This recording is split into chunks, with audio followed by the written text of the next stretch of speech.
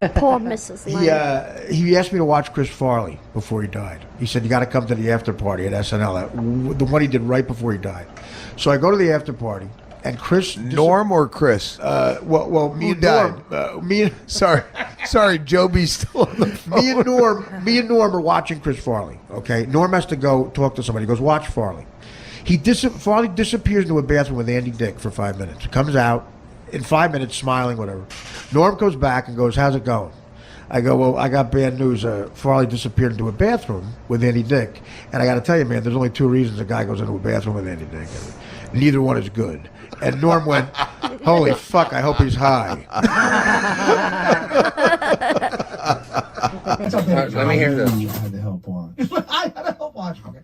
So this is how fast Norm is, though. This is a testament to Norm's wit. So I'm at the party, and Norm is talking to somebody, and I'm watching. Do you have a normal knife? I'm on coke. I'm coked up. So I see Farley disappear into a bathroom with Andy Dick. Okay, him and Andy go into a bathroom. Yeah. They come out 5 minutes later, they giggling. Norm goes over to me. He goes, The red. what's going on with Chris? Give it to me. Bad news, bro. He goes, what? I go, Give me the knife. He went into a bathroom with Andy Dick. I said, there's only two reasons a man goes into a bathroom with Andy Dick. And neither one of them's good. And Norm looked at me without missing a beat and said, holy fuck, I hope he's high.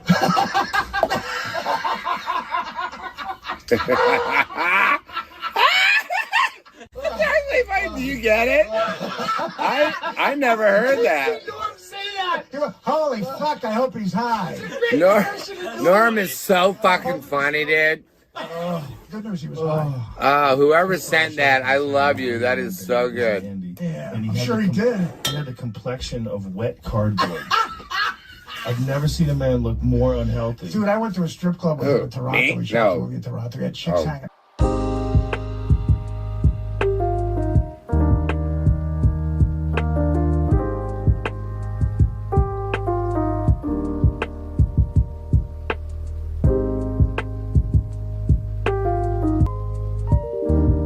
But you remind me of a guy that's good at fucking. I love it. Fucking and sucking.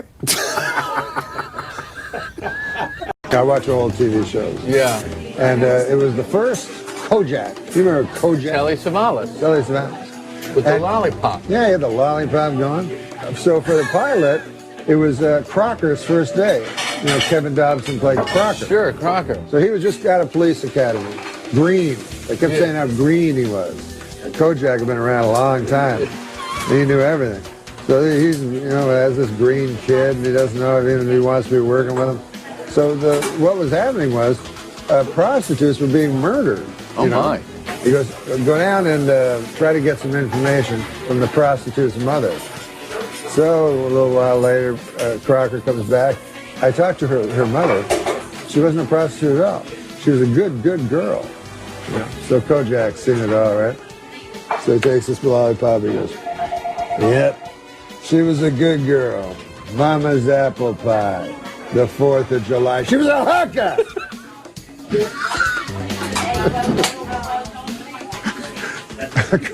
Crocker was too green to see it, you know?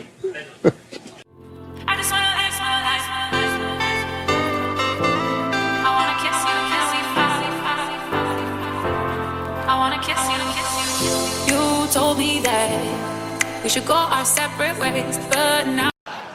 Good evening, I'm Chevy Chase, and you're not even halfway through the show. As you may recall, I was the original anchor on Weekend Update. It was back a long time ago. I mean, I was back when the only person in Betty Ford was Jerry. But, you know, really never anticipated that I would be forever known as the guy who did Update the best ever in the world.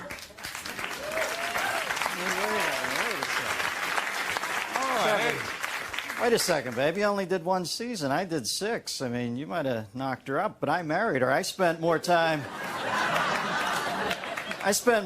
behind this desk than Kubrick did in the edit bay, spanking at the dailies from Eyes Wide Shut. Hey, guys, man.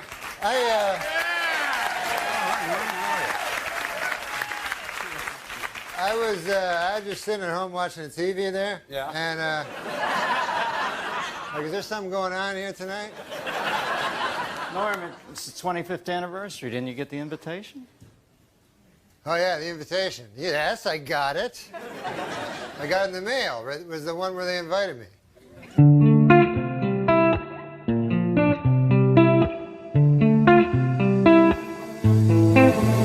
Little one, you've been away so long, and I need you now more than forever. Yeah. Hey, anyway, guys, I gotta go. I gotta go to this party. There's a huge party over at Eddie Murphy's. And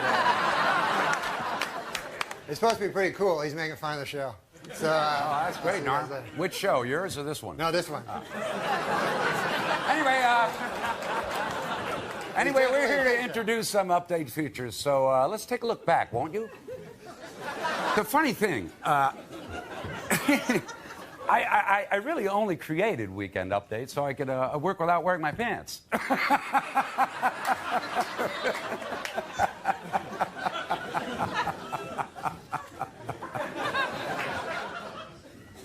Norm used to say the same thing to me every time, and it made me laugh every single time he'd see me. He'd walk up and he'd go, don't tell me, don't tell me, don't tell me. You're on a show. And it's a big show, but don't tell me, don't tell me. And your last name's Collier. Hold on, don't tell me, don't tell me. It's a show, and you're on with some kids, and that's it. That's all I got. Your name's Collier, right? Every time he would say the same thing to me, and it made me laugh because I know I'd seen Norm coming, and I'd go, "Here he goes." He said, "Don't tell me." And as soon as he said, "Don't tell me," I just couldn't stop laughing. I'm scared of letting go, go, go. I'm scared of letting go, go, go. I'm scared of letting go, go, go. I'm scared of letting go of everything in the past. I'm scared of letting go. You know him as Super Dave Osborne, but we've been brothers our whole lives. People don't realize our last name is actually Einstein. So Dave Einstein, Bob Einstein, you're Dave, I'm all right. Bob, what are your memories of Dad and the radio show? Because Mom didn't think it was funny. And Our father was a wonderful man. He was the first man that I ever saw actually going to work with banana peels actually in his slippers. It was a wonderful, wonderful trick. I tried it years later. It never worked for me.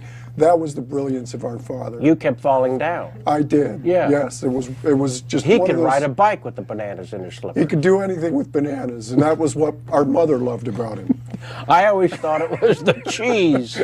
I thought she loved the cheese. Well, she did. She loved cheese. She loved bananas. She loved cheese on bananas, and I think that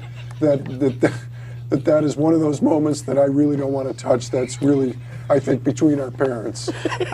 You're probably right. Hey, what about this? Super Dave has been on the phone with me. Super Dave Osborne? The great Super Dave Osborne. Yes, yes. And he's been on the phone while I'm trying to get ready to come out here. Yes, he keeps phoning me. That's what he does. And he goes, this is what you do. You walk out. You're wearing a pompadour. Okay. Just look at Jimmy. You don't say a thing for 5 minutes. This is why we never invite him back anymore. He says, let me ask you a question. It's 4th down and 1. You're at the 1 yard line. You have the choice. You can head it to O.J. Simpson, Jim Brown, or Emmett Smith. I'd go with Rosie O'Donnell.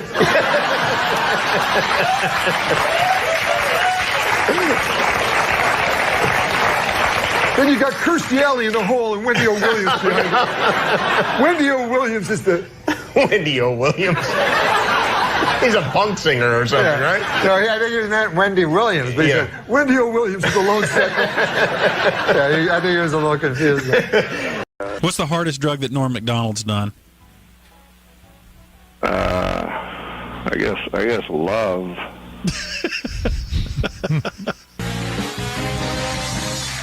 Where did you go? I had to go powder my nose. Oh, man. I've never seen a guest do that before. I had to go. You ran away during the commercial break. I ran away, I freshened up, I powdered my nose. Freshened up? And then I took a piss in the sink. All right. Why? Why do I ask? It's my fault. You go to, you start doing comedy, and, you know, what is interesting to me is we hear about this. Cocaine is not working.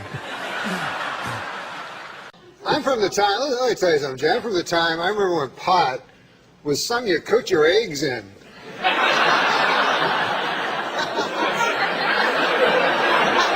Yes. I remember when hash was something you were made out of corned beef. Yeah, exactly. I remember when acid was something you threw in a guy's face when he made a pass at your wife. Right. Exactly. Where are those days? Yeah. I remember. Yeah, exactly. I remember ecstasy when it was just the feeling you had when you threw that vile acid in the guy's face. So wouldn't you love to ask Dole, like, when he was doing the commercial for what they now call erectile dysfunction? Yeah. And I mean, how do you feel when you sit down and do that kind of a commercial? I mean, it's got to be a little embarrassing, you know. I don't feel that an old man should have erectile function. No, just thinking, you know, because they have that Viagra thing out. Yeah. And the other day, you know, Bob Dole came right out and said he was one of the first. Yeah. And, you know, you don't want to hear about Bob Dole's cock, you know? I mean, President Clinton's cock, Bob Dole's cock, what the hell? But mostly, an old man like that, an old man, you don't want him to have a super hard cock. You know what I mean? Why? Why? Because an old man, you want him to be, got a pipe going, a newspaper, the dog at his feet there. Well, that, in some corners, is considered pipe. Oh. But now they're going to have to create some goddamn pill that makes women aroused at the sight of a fucking 70-year-old dude with a super hard cock. You know what I'm saying?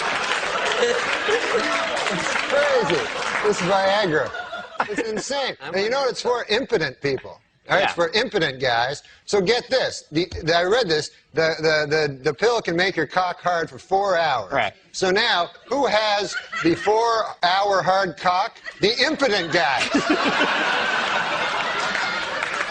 The rest of us are fucked. Me and you got our regular cocks. Meanwhile, fucking Spade is, you know. Curtis Spade. Oh, man. I didn't see it. I didn't see it coming. Dude, I know you didn't. He brought it all around and then a vicious rib kick into his best friend's gut. Once there's too much cock talk, I try to just zone out for a minute till it goes back the other way. If there's too much cock talk, this guy has fevered nightmares all night. Dreams, I mean, like sweaty, fevered dreams from the cock talk that's been all over his head. Why bury me twice? He's killing me. No, he's a good man. That erased it. All right. No, he's a good man. Who cares? After all that, that's the whiteout he puts on. Yeah, I know, it's awesome. After he talks about you doing chin-ups on cock for 18 minutes.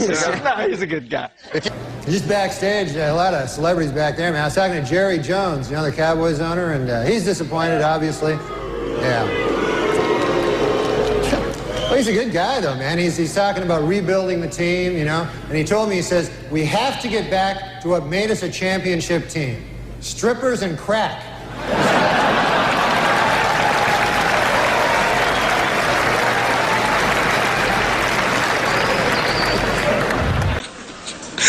And, of course, it was very inspiring to see President Clinton up here on crutches making a speech. I mean, I thought that was just amazing, you know. I mean, it's been difficult for the president. You know, he can't jog now, and he needs help getting around. And he still occasionally suffers great pain, you know. On the upside, you got your medical marijuana, so that's, you know.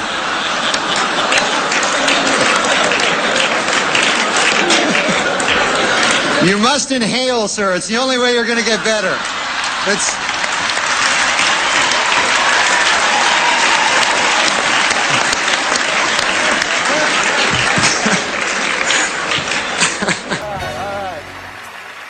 apologize for running out earlier. I don't know if anybody saw that. But, you know, these things happen in live TV, and it reminds me actually of a maxim that Christopher Plummer told me many years ago. He said, before a live awards ceremony, do not eat a fistful of LSD.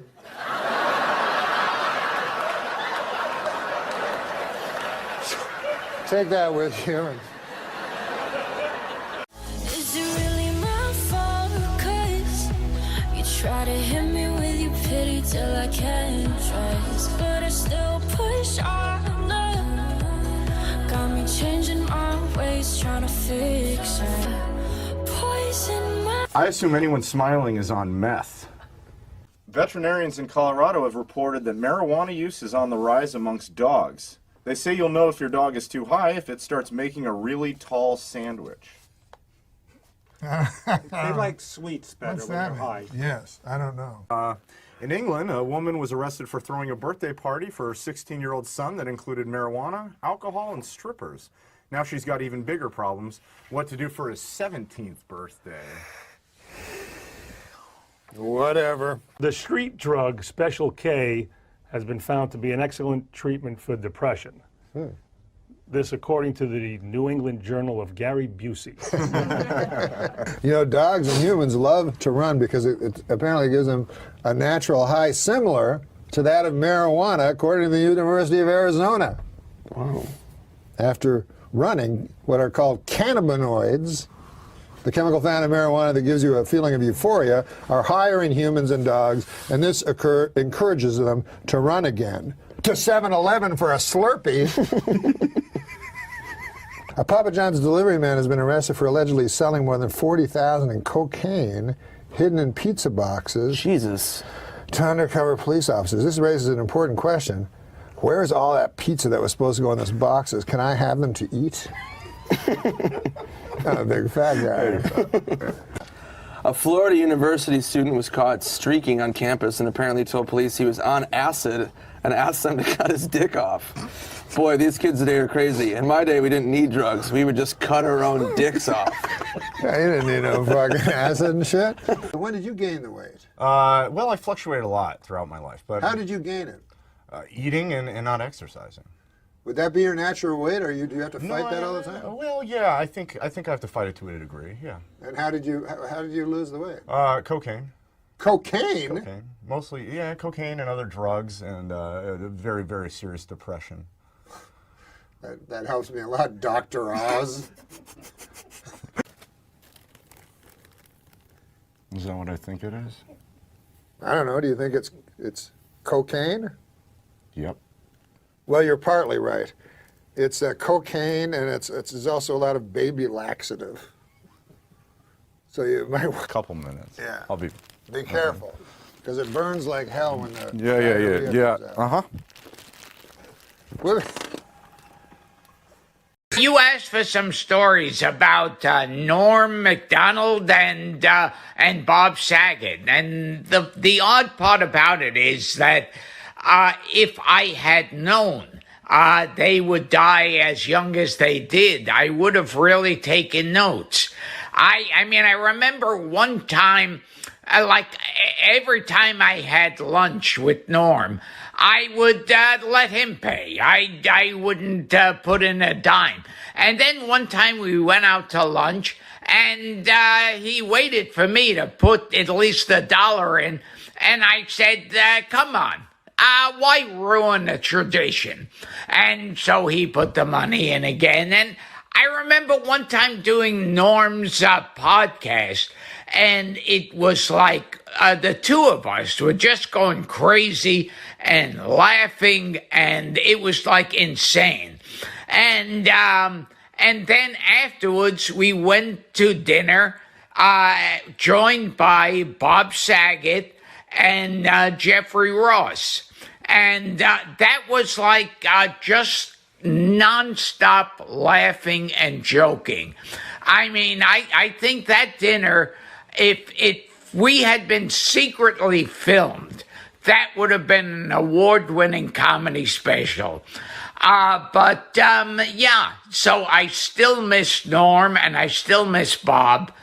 And, but I'm sure they're happy to have like fans like you who still remember them. On the subject of SNL, and it's sweet when you took over for Norm, and Gilbert and I haven't said anything. Gilbert, I don't know, have you spoken publicly since Norm passed about him, Gil?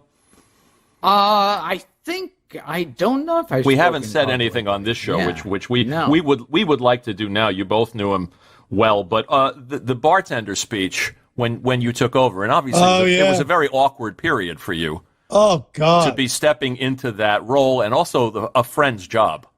Yes, yeah. It was like we lived in the same building too. You know how you go to your favorite bar, and your local bartender isn't there? You ask, "Where's Jeff?"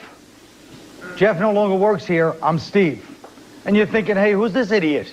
I like Jeff," but you still want your drink. And even though Steve doesn't mix your drink the same way you're used to, like Jeff, you still like the bar. You don't have to go to a different bar. And even Steve might feel kind of bad because Jeff trained him. Did he ever say anything to you about that? Did he ever give you a blessing? He was so he was so classy in not saying anything. Yeah. You know what I mean? Yeah. So that's all. You have that great "I'm Steve, what can I get you?" Yeah. The bartender piece. Well, I'm Steve. What can I get you?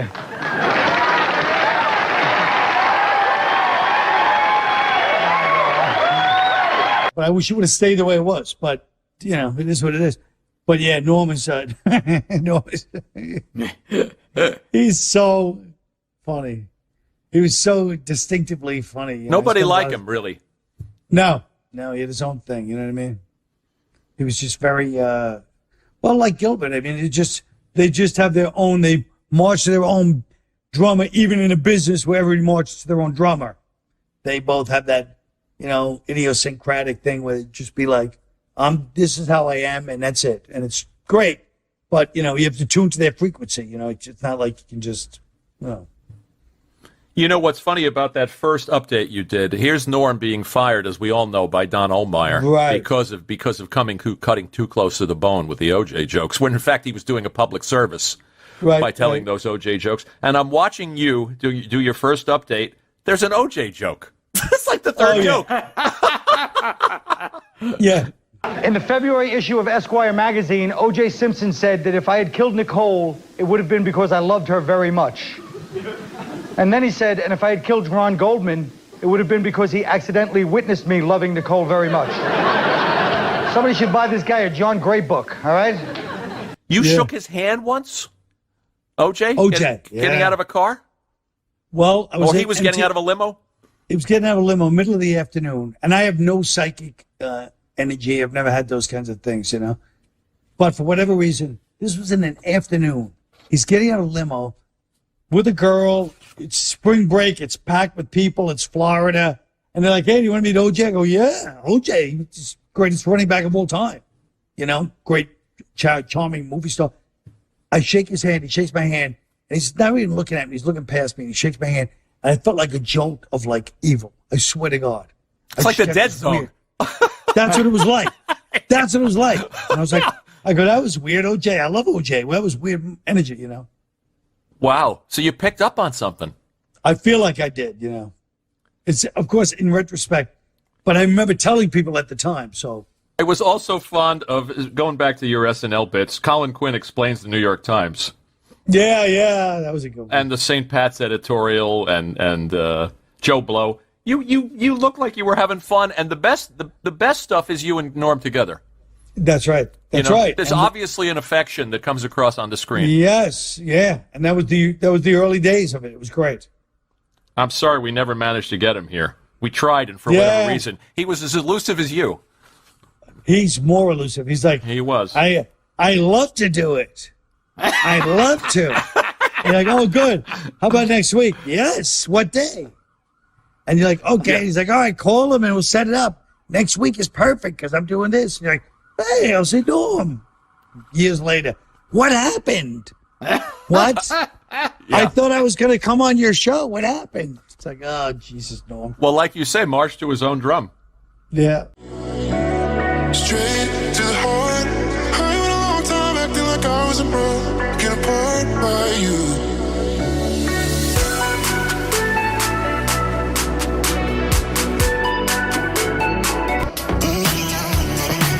Oh, I remember meeting OJ at a party years ago, and it turns out he was a fan. Uh-oh. And he did an imitation of me, and to this day, I wish I had like that on film. Of Because it would be like Charles Manson doing an imitation. Yeah. Yeah. Have you ever been with a porno girl? Yes. A professional pornography person? Several times, yes. Oh, several times. And how does that... See, that would intimidate me because I would think... You know how when you're in bed sometimes and you're like, you're doing something that you think you invented? Have you ever done that? And then I did invent them. I'm still thinking that. I believe it. because oftentimes it might have just been the pornographer's girl's husband that actually invented it. Well, I don't know that the husbands, the spouses of people in pornography are sexual pioneers. I imagine that they are like shuffling little eunuchs in the sex. They've married a person who's working in pornography. Yeah. If you're prepared to make that Faustian pact, where are you psychologically? Yeah, well, you go out with them. This is a casual interchange. That's like, you know, I'm making more of a commitment to you by sitting here. So I mean, it's not But like, is it you know, a let's challenge go on a to you? voyage. Yes, but like for me, look, what you got to think of, don't see sex as some treacherous, deceitful, grubby little act. It can be that. But see it instead as, I see it as a beautiful confluence. And them women in pornography, if you treat them very, very, very lovingly and graciously, it awakens within them. In addition to their skill and their willingness to experiment, there's an incredible, I don't know, joie de vivre, an incredible libido in its literal sense, life force that you can be accessed. I don't think be intimidated sexually unless it's by some sort of strata of being you don't typically want to have sex with, like a cow or a camel or, in my case, a man. Yes. You know, that would be intimidating for me. I don't know how all of the orifices work. Yeah. I think that's exactly the same. With a camel. Yeah. Well, I'm an old chug of coal. I'm near 50. Uh-huh. I'm on the same Viagra dosage that they give to the donkey at the second show in Tijuana. That's what my doctor told me. I envy you because you have, obviously, you're a more enlightened person. See, I think of sex as a shameful, filthy act. Catholic, are you? No. Oh, where have you picked this up? I grew up that way, and out on the farm, watching animals doing it in rural Canada. Sow. A moose being ransacked against some timber. Sow. A sow. Sow. They, listen. We were pig farmers. They're not gracious creatures when it comes to conjugal matters. I've recently had an interaction. Worst oral sex you could imagine. Horrible gums, sort of yellowing molars. I would never engage in sex with anything porcine. I see once, I went round a friend's house, they had a pig, they thought it was an angle. Yeah. I go, it's like, they goes, oh, the pig's coming out, and I could hear it.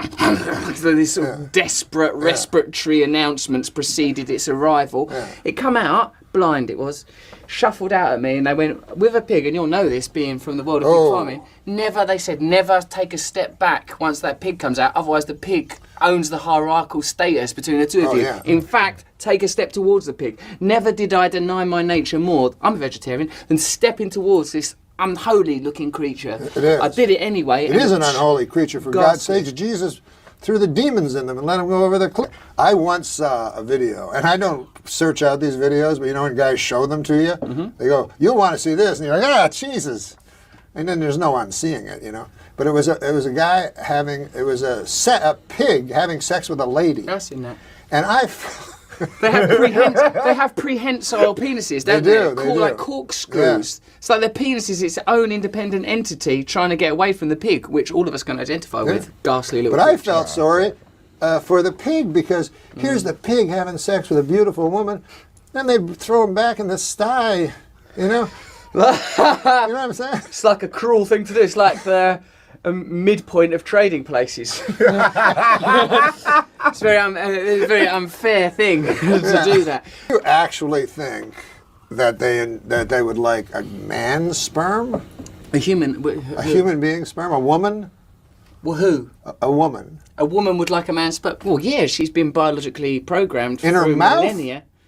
Not necessarily through her mouth, but I think there's a point where a little bit of deviation from the linear realms of sex is okay, mate. But when you sort of take a big radical turn, but in your mouth, like, isn't that stuff like living? Isn't that like aren't those animals, little tiny tadpoles or something? I didn't know it was going to have to get this deep. All right, then. Yeah, they're like little tadpoles. But, like, you know, the cells in the woman's mouth, the woman's basically the same genetic material as us anyway. I mean, it's only a confluence, you know, an interaction of mammalian material. Now, you could argue, well, so is it with the pig. But there's an important 1 or 2% of genetic difference that I think has to be observed in conjugal matters between species. That's my position. I agree with you completely. But a human being, I think any...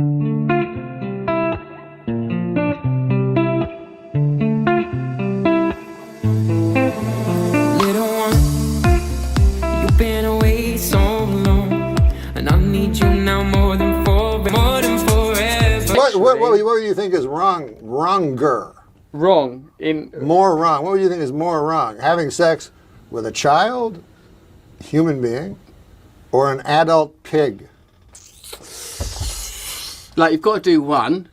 That's the You got to options. do one. Yeah, you're on a deserted It's island. not me. It's some hypothetical You're person. on a deserted Russell island Brand, with a single elevated. tree. It's You're not me. It's this person called Doug. Yeah, right? yeah. Doug Exactly. is on this island. Doug Look, is on a do it with. Look, I won't have sex with a child because I think the pig may not be as bothered as a child. I think it could have huge psychological impact on the child. So, out of compassion, I would advise Doug to do it with the pig and to leave the child alone because of the potential psychological impact. Even though the child's on a bloody island anyway, that's going to mess him up, all that Robinson Crusoe crap. How old are you? Well, hold on a minute, that's non sequitur. What kind of erection do you have? Hold on a second, mine's marvellous. But let's say because mine is bendy. This is my problem. Everything's going well with the lady. Yes, you've got. And an erection. I have my sex. That's my erection, gorgeous, straight, little bit of a swan turn towards the back, which helps with the G spot. That I can manage that using techniques. G spot. You can actually find that.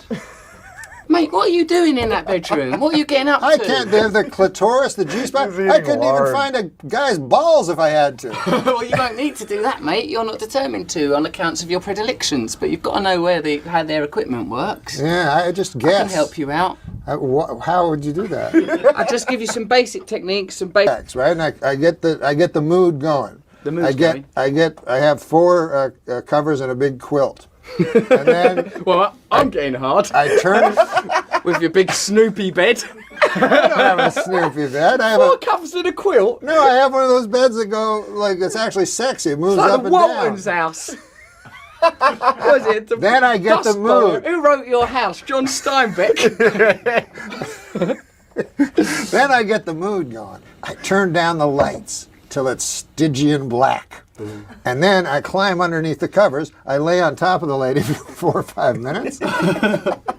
And she doesn't seem to enjoy it. No, it sounds like an assault. It's like but one time I tried this animalistic approach where, the lady is on her hands and knees. You know that? Yeah. That position? I do know it. Yeah. Named after a dog. Like, rather reductive. A what? It's reductive. Could Yes. be anything that's got 4 legs. Yes, exactly. Couldn't it? Exactly. Anyways, I go to put my cock in, and it starts bending. It's Which direction? Well, I have a kind of long cock, but Congratulations. But it's not thick. Turns out they only enjoy thick ones. But so it goes like this. Then Just it like bends. a pencil.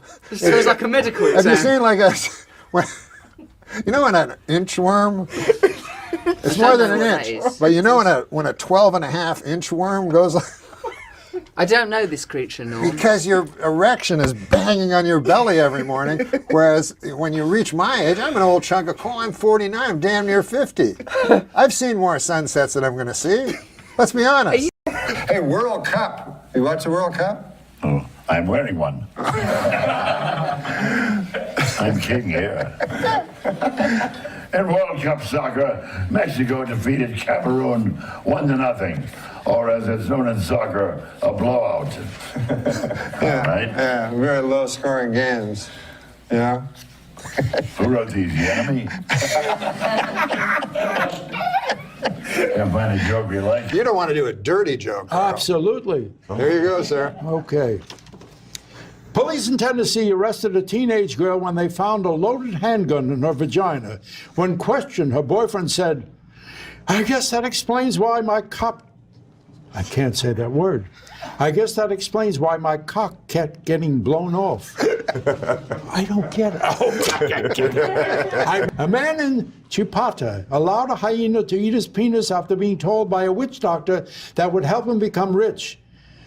Is it me, or does it sound like that hyena and witch doctor were in cahoots? I think maybe they were in cahoots. Gee, who writes these? Huh? We should have this person locked up and looked at, or at least looked at. I like that one. There you go. Let's do it. Let's do it funny. This one's like two pages long and cut off at the end. Come on, man. Do your best. Give it your best. It's not even complete. Give it your best shot, man. Troubled starlet Lindsay Lohan had a cameo on Anger Management last week and managed to shock the cast and crew by showing up on time and even early. Later in the week, the Mean Girls actress was looking decidedly chipper as she posed on the red carpet at a clothing store launch in Sao Paulo, Brazil. Perhaps Lindsay is getting a jump start on her upcoming mandatory 90-day rehab, or maybe bartenders are just asking her to land someplace else, knowing the way liquor... Cut it off. What the fuck are you talking about? Oh, here's the rest of that joke.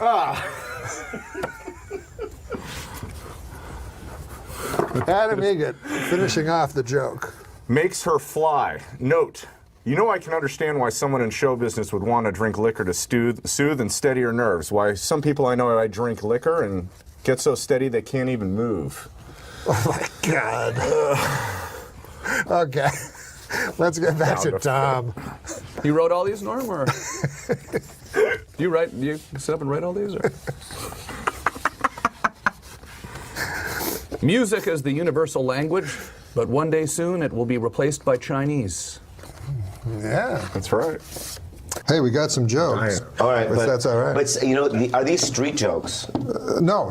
So you wrote them? They're not. Someone wrote them. Some of them wrote that you know. Yeah, some people in this room. Okay, cool. Some people in this room. Thank you. I don't want to say who because in case the joke doesn't work. Okay, all right. So that's a strong joke. You can just read it. You don't have to read ahead if you don't want. There's nothing. No, I'll just read it then. Yeah. Boy, was it hot outside today. I went out to buy a California Pizza Kitchen signature pepperoni frozen flatbread, and by the time I got home, it was perfectly cooked and entirely eaten. 100% true. Oh, you ate it. See, I love how he laughs. I love how he laughs. It's just kind of weird, right? Some of them are odd. I'm not going to lie to you. Joke. I signed up for my company's 401k, but I don't think I can run that far. It is a long way.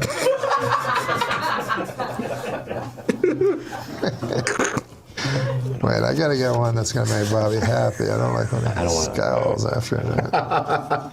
Hey, All My Children star Matthew Cowles. You ever watch All My Children? Sure. Well, All My Children star Matthew Cowles has died at the age of 69. Oh. Or has he? It's what is All My Children called? It's called a soap opera. Soap opera. Yes. Yeah. Soap opera. Where do you get these jokes? Some guy. Hey, a cowboy at a rodeo in Georgia used his lasso to apprehend a gunman. At least this is according to a recent segment of America's hottest new game show. Georgia police blotter or episode synopsis from Walker, Texas Ranger. It's so long. I know. Too long. It wasn't beaded out properly. Where did these come from? The only things certain in life are death, taxes, and getting caught whacking off in a Target dressing room. Are these your tips? I've learned that the hard way. You want to read a joke? Yeah, man. Who wrote these jokks? We can't say. I'd like to do something about a film or something. Oh, good. How do you know that fast? How do you know that fast? Glanced and saw. I'm a good cheater.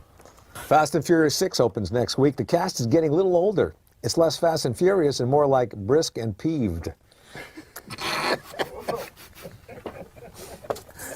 Remember the good old days back when MILF stood for mentally ill ladies I'd like to fuck? Right. Do you have a writing staff? Oh, yeah. You do? We have Steve O'Donnell.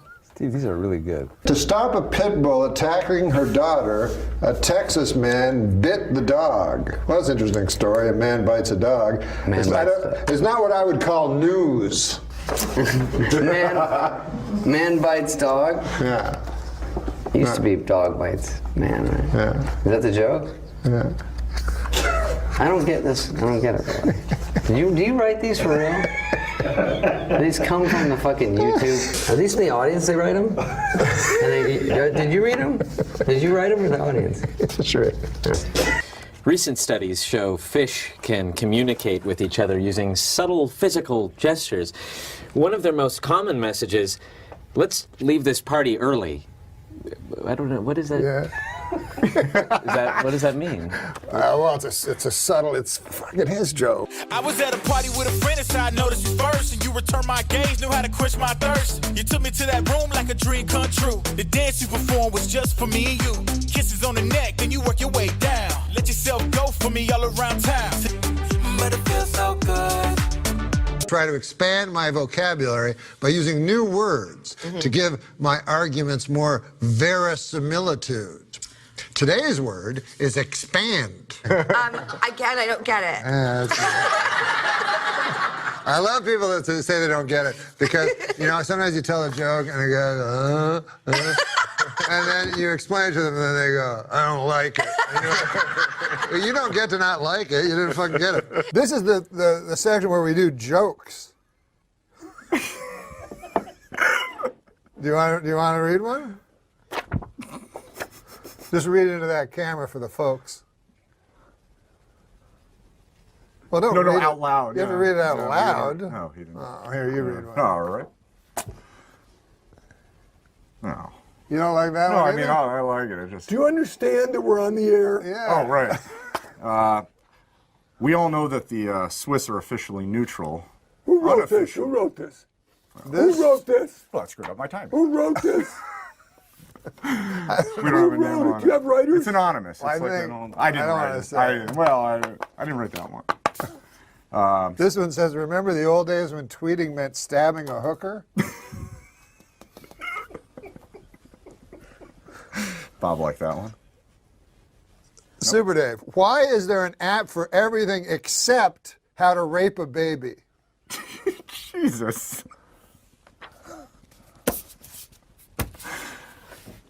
Some gold-plated chains would make a nice retirement gift for a very, very good slave. Well, Are you serious? Well, this was written. Are you serious? This was written years Did ago. you just write that? I didn't write it. Did you just say that? No, I read it. Yes. You read that? It was it was written, Oh obviously. my God Almighty! I'm not part of this. No, it was written No, before. I'm not part of this. No, you can't read that. Well, what about this? Go ahead. Read this one. I can prove God exists if I can just find that damn receipt from our brunch in heaven. That is so funny. That is so fucking funny. Oh, this one's actually topical. We could nip March Madness in the bud if we watch for the warning signs of brooding antisocial February fever. Who is writing this? You're doing this. This is your life.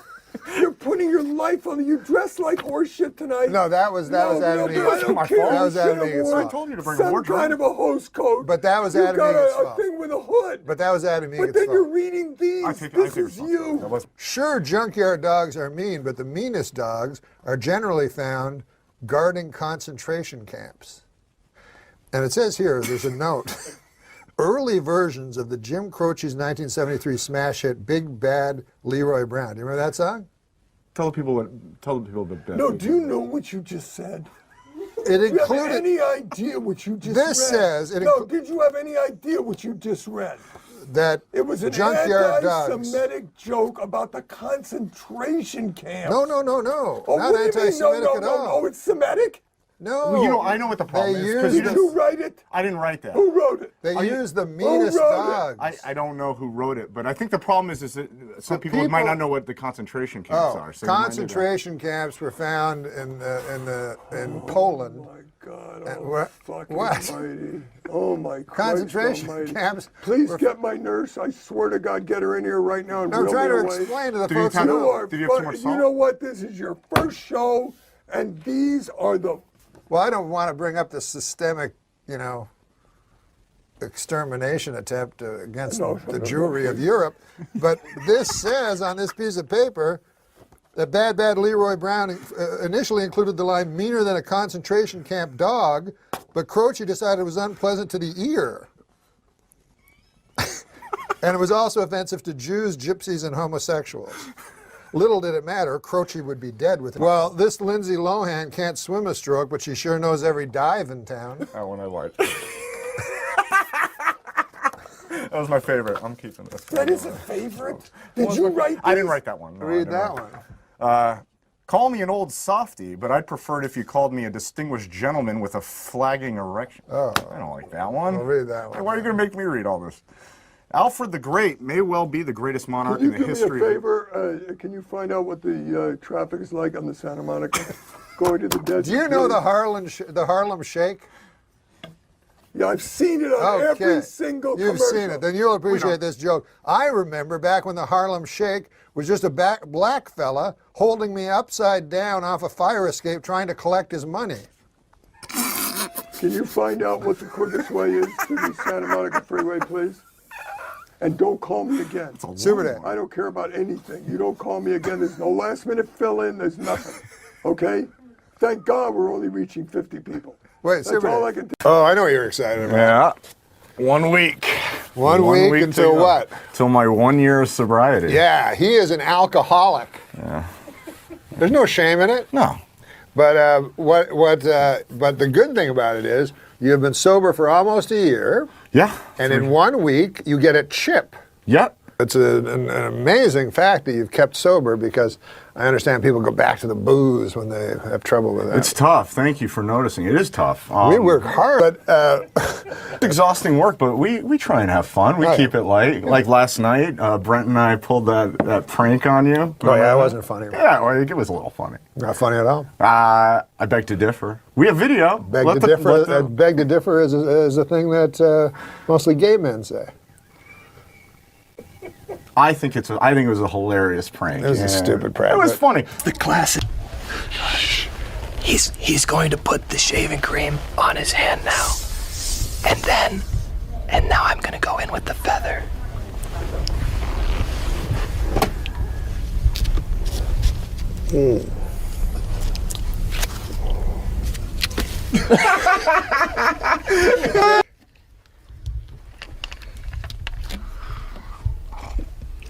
Yeah, you swallow that, you fucker. You drink that down. You don't fucking spit that out. Yeah, you like it, you fucker. Drink it. Fucking swallow that fucking. Week away, no? Huh? I was a week away. What about you and your stupid fucking shaving freak, fucker? You think I like to taste the Anyway, there's more. We got more video of you. What is this? This is you. 4!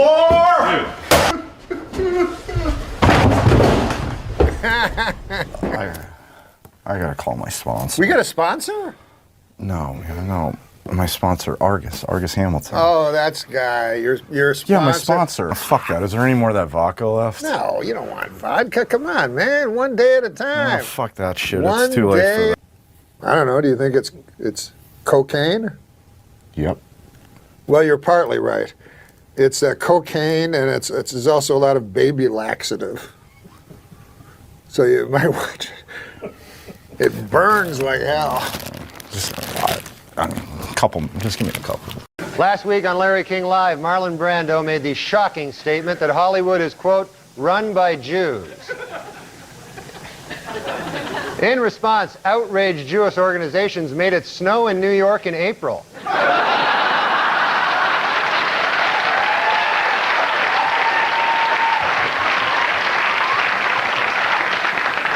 Well, earlier this week, actor Marlon Brando met with Jewish leaders to apologize for comments he made on Larry King Live. Among them, that, quote, Hollywood is run by Jews.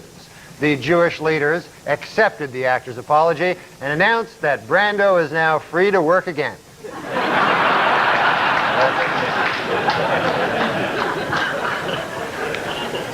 While in England, where he spoke at Oxford University, Simpson had defended actor Marlon Brando's criticism of Hollywood Jews. Later, from his island hideaway, Brando sent O.J. a telegram which read, "You're not helping."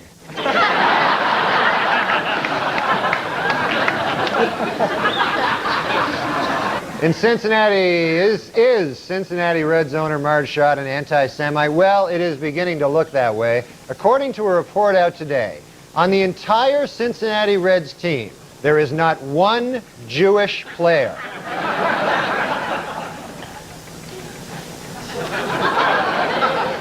A group of Orthodox rabbis declared that other branches of Judaism are, quote, not Judaism at all, thus challenging the religious status of millions of American Jews. This week, that statement was rejected by Reform leader Rabbi Don Schonstein, who said, quote, our legitimacy as Jews flows from the richness of our Jewish lives, the strength of our Jewish communities, and most important of all, our deep and abiding belief in Jesus Christ. You say there's no way we could go back, and that I've broken what we had. Oh, I wish that you would come around. No. Finally, folks, next week, Jews everywhere will be celebrating the holiday of Yom Kippur, or as non-Jews refer to it, Wednesday. I was a little late here tonight. I took a cab to the theater, folks, and I don't know if you've ever been in these New York City cabs, but I got one of those cabbies, couldn't speak English, you know. Saw his name there on the dash. I couldn't even pronounce it. I think it was something like Hideki or Rabu. Something like that.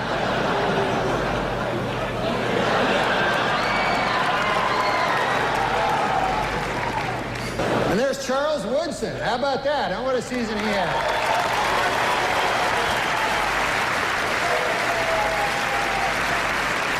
Great, man. He became the first defensive player to win the Heisman Trophy. And congratulations, Charles. That is something that no one can ever take away from you. Unless you kill your wife and a waiter, in which case... all bets are off. This is a word of advice. Never been anything in the history of the ESPYs better than his monologue. So I want to go back there for a second with Norm. Thank you for making time for us. What do you remember most about all of that ESPYs thing that you did that made everyone uncomfortable and was hugely great, and instead of celebrated, got everyone mad? Oh, hi, guys. Hello. Hi, Norm. No, this is what happened. I'm sure you guys have been to the ESPYs. Yes. No. And, it's a lot of fun. They'll go like, and now, for best football team, you know, the guy that won the Super Bowl, you know. So they get an award. And so I was doing my stand-up, but the audience is like 90% just New Yorkers, you know. And then right at the in the first few rows are all the athletes. And so the New Yorker guys liked me. But stupidly, I didn't realize that they were showing pictures like behind me of you know, Ken Griffey scowling and stuff, you know, because they all hated my jokes. John Elway was mad. Did you actually say why the long face to John Elway? I was against that joke. That was Will Ferrell. He said, "Get some teeth" or something like that. I don't know what he said. Why the long face? I did say, but that's okay. But no, Will took on his teeth, and I was like, "Oh, don't do that." Who was most upset with you after that night? Ken Griffey Jr. Really? Did he say something? Yeah, they told me, like after the show, they were, you know, there's this big party, and they were always like, you know, all through the show, this party's going to be great. And then at the end, I go, "Where's that party?" And they're like, "Nah, probably should just go back to the hotel.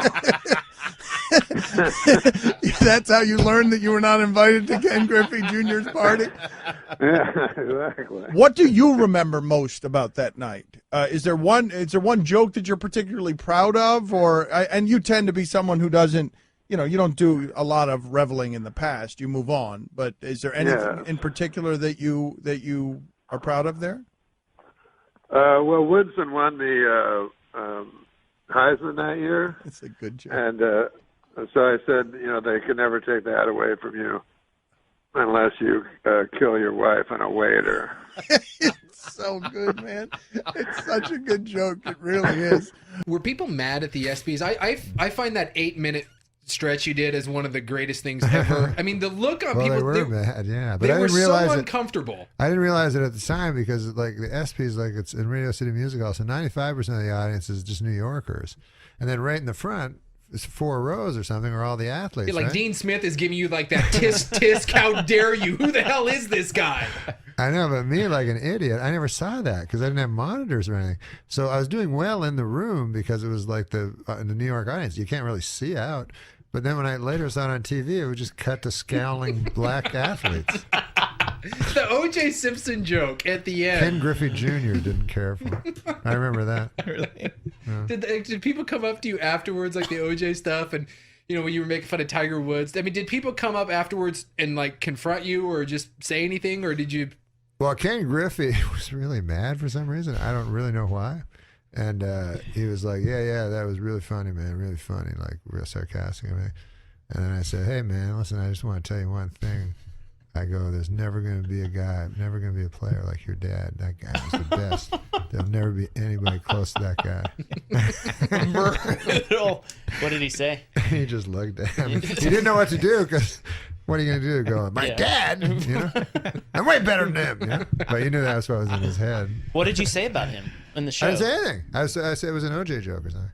And it just cut to him like with a crazy look on his face, like, what, huh? What? Yeah, they didn't like the OJ jokes. Neither did Saturday Night Live. You got in trouble on Saturday Night Live for doing the OJ stuff, too. It's kind of bizarre because I always thought, like, it's kind of, I don't know.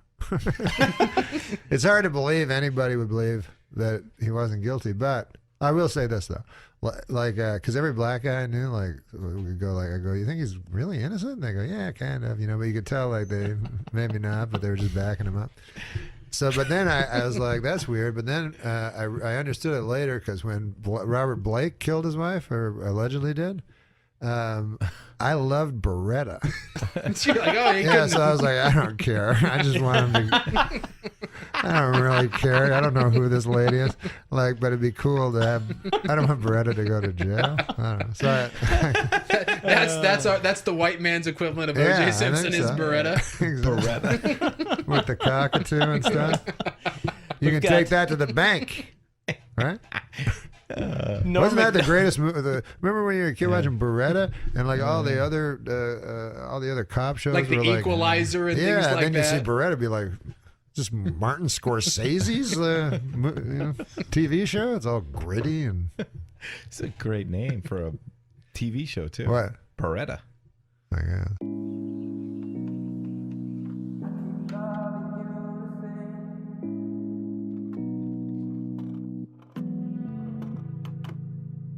It's been a while, and I still like the way you look at me. Cause I keep well, we were thinking about you the other day because the ESPYs was on, and one of our favorite things to watch, and every once in a while, like Deadpan or somebody, every time the ESPYs rolls around, they'll put up they show the whole which was absolutely brilliant, but apparently not making many friends over at ESPN when you did that. They won't have me back as an ESPY host. What did they say to you after it was done? No, they didn't say anything. That's not good. Did anyone handle it poorly? Like any of the athletes? Did they? Because you would figure that you go, all right, I'm getting my balls busted a little bit, but this is what this event is all about, and he's a comedian. Because is there anyone who takes themselves more seriously than athletes? No, I didn't even stupidly. I didn't even know it was going that bad, and then it went great. It was by the way. great. It was hysterical. Yeah, the audience liked it. The New Yorkers. People liked it. Yeah. The only people that didn't like it are those idiots that started the stupid ESPY Awards in the first place. Look at this. That was me. I met him. That's you. Yeah, I met him. And Rick that's me on Dees. yeah, I was friends with Rick's son, so I went. We saw him the Bad concert at the Coliseum. Oh. Way worse story. Than Yeah, that. you got. Macaulay Culkin and Michael Jackson played good cop, bad cop with you, and Yeah. I met him backstage at the Coliseum. And Rick Dees is just there. Yeah, I'm more excited about Rick in this photo, to be honest. Did you meet? You met? I heard you met Michael Jackson. I did meet Michael Jackson. That's pretty goddamn cool. Yeah, that is insane. It's quite a story. I can try to condense it for you. Yeah, I'd love to hear. Yeah. I when I was in the 8th grade, I had a girlfriend, and everything fell apart later in my life. But I peaked around 8th grade, and I had a really pretty girlfriend, and her father knew Michael Jackson. He ran a studio or something, and they offered us to go out to Neverland for the day. And so we went up there, and it was probably months before the whole lawsuit and everything. The first one? Yeah, and in fact, Macaulay Culkin came by, as were all the boys that sued him, and all this insane stuff that I did the whole thing. I met the Wait, what do you mean monkey. the whole thing? You know what I mean. No,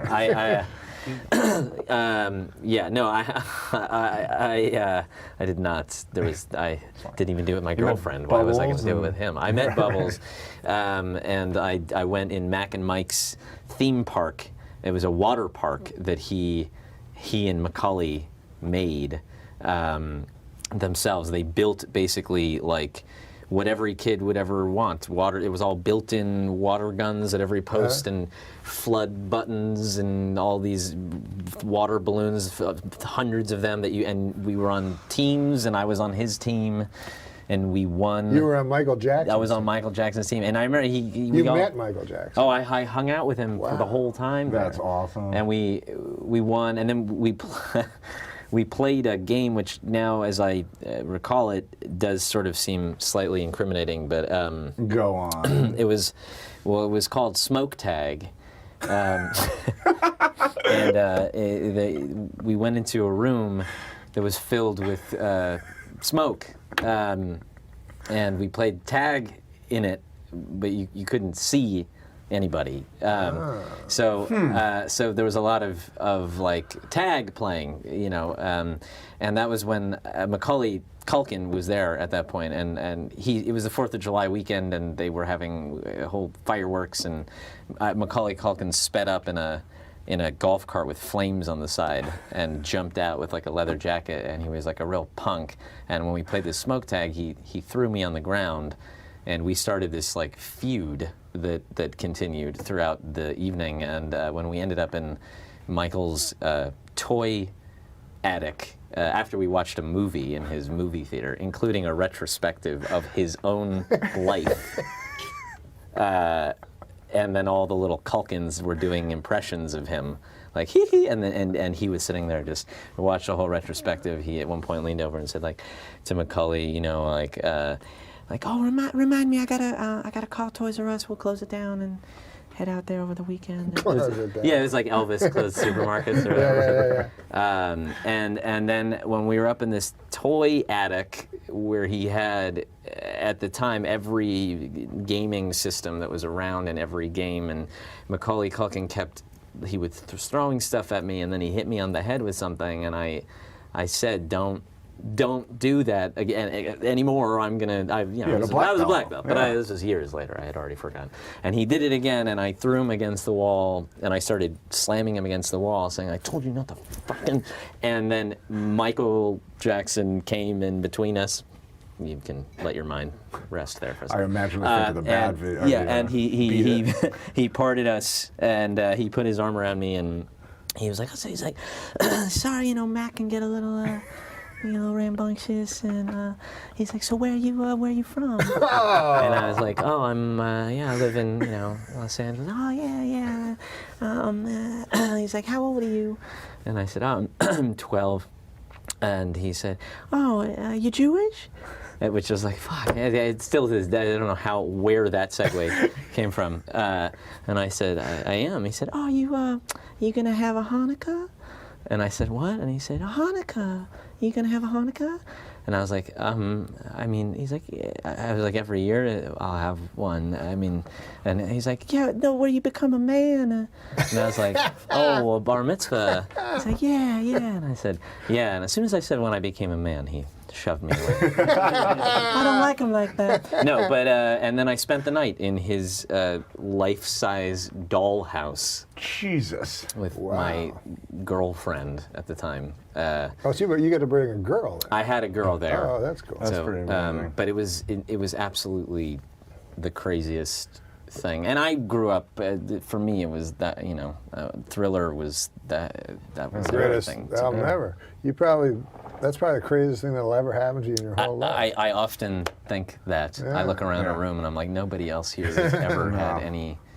Amazing. I got to go into I did go into his bedroom, and I went into his closet, and it was he's when he would wear the red shirt, black pants, fedora, mirror sunglasses, and his closet, it was like a cartoon. It was literally about 150 red shirts, 150 black pants, 150 fedora. It was like, that's incredible. And he had a TV that came out of the ground. I'd never seen anything like it. That's a pretty goddamn cool story. That beats the hell out of your story about getting fucked by Dan Fogelberg.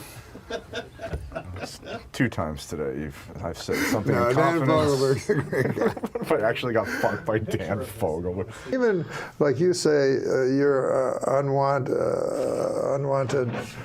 WNT allegations against Michael Jackson. There had to be kids that were like, well, "This is pretty cool." Yeah. This is not some old priest.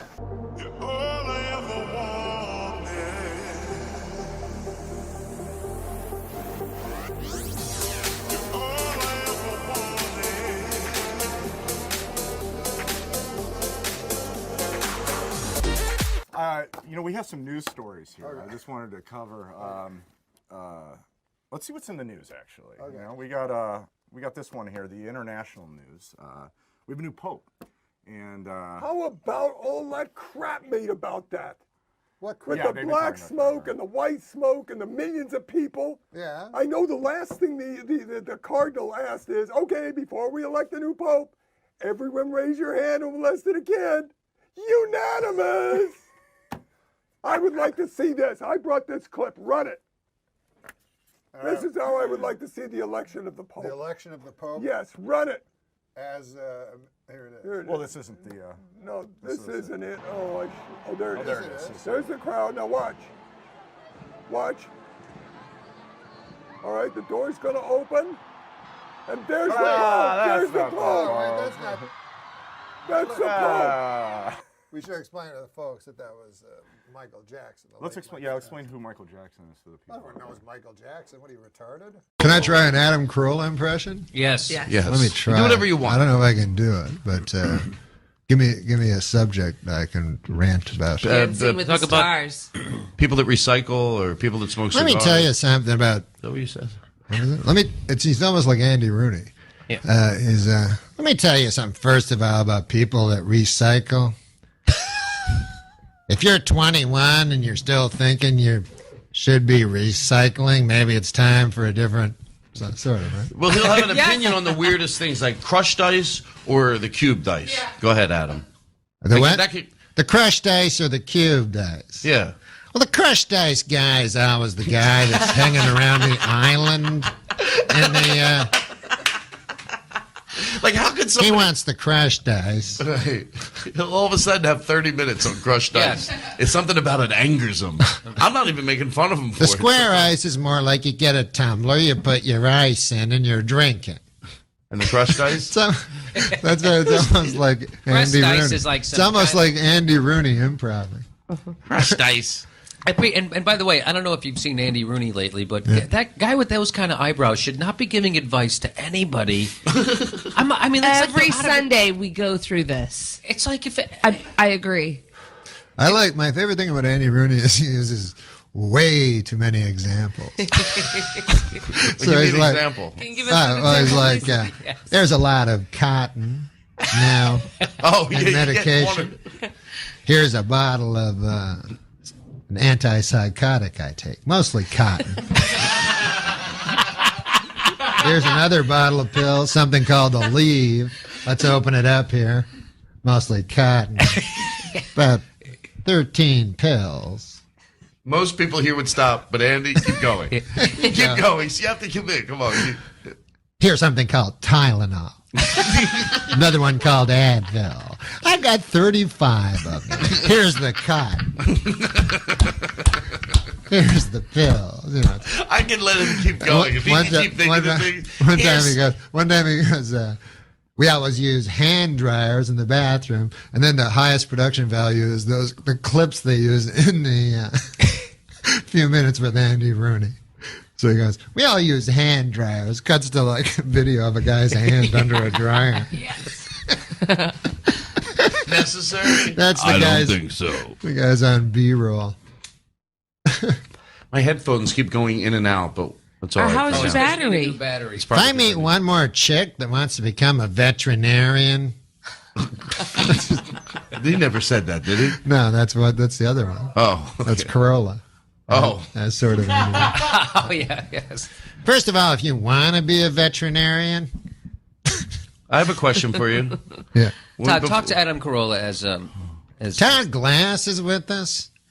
The thing about Todd that always got me is he's one of those yellow shirt guys. Yeah, go ahead. Who did you want me to talk to him as? Colin Quinn. Oh, Quinn. Talk to Adam Carolla? Yeah. You know, who cares? Colin Crushed Quinn. ice. Cubed ice. I can listen to Adam Carolla now. He's going to go off for an hour and a half. I always loved Colin Quinn because it was kind of like he just missed it. Missed what? He was really big, but kind of at the wrong time. Oh, this is Adam Carolla. Yeah, oh, okay. I'm very confused right now. No, Norm's a good guy. Adam Carolla. Oh, Jesus. I'm very lost right now. I'm not going to lie. It's okay. You know what? Just shut up? No, we get confused all the time. We did death. Once you do death on Family Guy, it's like everybody knows you as Death. You could be anything. You could build your life as like a heart surgeon, work on that for a while. Oh my God! I just put that. Didn't Adam Carolla take over for you as Death on Family Guy? Yeah, Norm did it first, and then I think of it doing. That's right. I just realized that. Some days we get closer. Things that we never really needed. Promises that we never thought of keeping safe. I guess it's never over if we never got a chance. As the old refrain goes, people who need people are the luckiest people in the world. And then there's Andy Rooney. I'd like to take a moment to talk to you about people. People are everywhere nowadays. It seems like you can't go anywhere without bumping into some people. People follow you when you're shopping, they ask you for directions, and sometimes they ask you what time it is. People never know what time it is. They have to ask you. There are over 4 billion people in the world. That's a lot of people. And I suppose most people like each other all right, but I don't. I don't like people, and I never have. I guess that makes me bad. Advertisers are always using people to help sell their products. Here's something called cornflakes. It's got a picture of some people on the box. I guess we're supposed to think, well, these people like cornflakes. I guess I will too. But I don't think that. I don't like people, and I don't like pictures of people either. There's even a magazine now about people. It's called People Magazine. This issue has a picture of some fellow's head on it. Bet that's a good article. Here's a box of letters from different people. Seems there's nothing people enjoy more than writing me letters. Here's one from Washington. This one's from Ohio. Here's one from North Dakota. This one's from Paris, Texas. Now, I don't know where Paris, Texas is, but I do know this. I'm getting pretty tired of cities in Texas naming themselves after cities in France. Here's one from Chicago. This one's from Iowa. Here's one from Iowa, too. This one's from Montana. Here's one from some place called Kansas City. Here's one from Wisconsin. This one's from Arizona.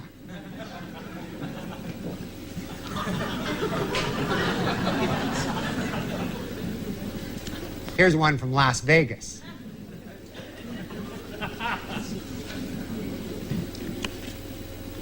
Here's one from Virginia. Oh, and here's another one from West Virginia.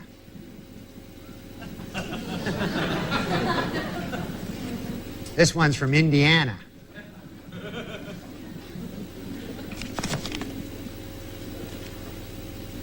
I don't know where this one's from, but it's yellow and it has a big stamp on it.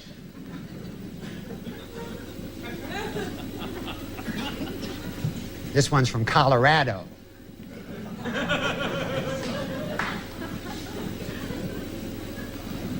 Here's one from Michigan. I receive about 100 of these letters every single day. I never open them. I don't like opening them. I set fire to them. Then I pour water on the box of burning letters to put out the fire.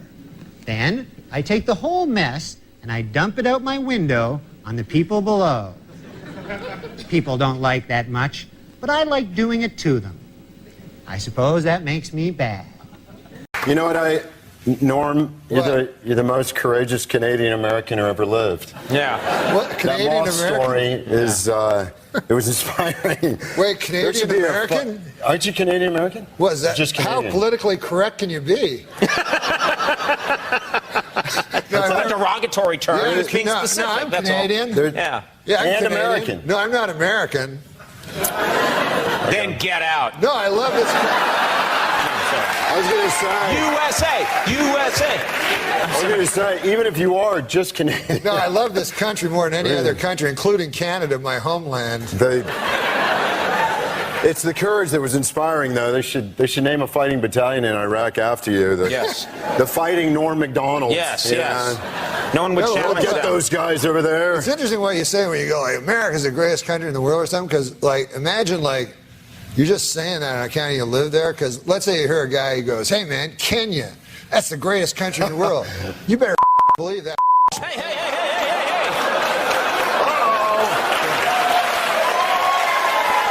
Norm's working blue.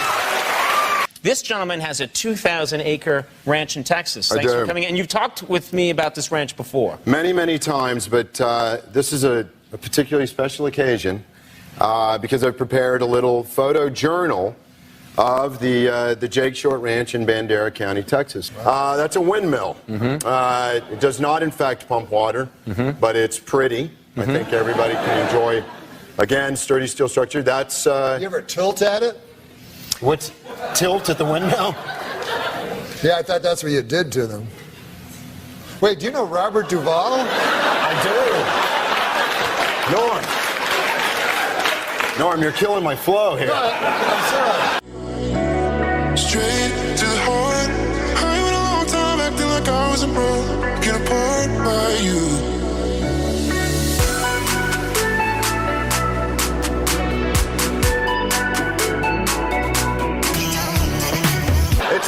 it's like looking at a condor during mating season.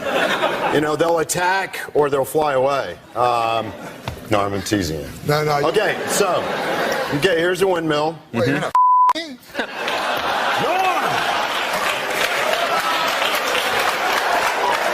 Your two options were attack and fly away. I love you. Let's bump the pit bull. Was Jake Short the character in Open Range? Norm, when's the Prozac going to kick in? I'm sorry. I just like your career. I love you. No, I wasn't in Open Range. Oh, you weren't? I'm sorry. No, Broken Trail. Oh, I Where are we, apologize. Jeff, on time? Broken Trail. Okay. What's that? Oh, wait, but there's more. let me finish real quick. You know what you want to do right now? Get up and dance like Ellen. What? All over the building, and we'll follow you with the camera. Wouldn't that be great? You could dance over women. Yeah. All right, go ahead. Have you ever done the Ellen show? No, not yet. It's the most shabbily run operation. You know who wouldn't do this? Ellen. Oh. Would not do it to me. Take it back. Oh, Ellen. David often gets confused with Ellen. No, that's a true fact. I'm not making it up. Oh. This was before the goatee, before the mustache, and thank God Ellen shaved that off. But Our top story tonight. This week, after months of speculation, sitcom star Ellen DeGeneres finally admitted that yes, she is gay. Inspired by her courage, today diet guru Richard Simmons admitted that he is really, really, really, really gay.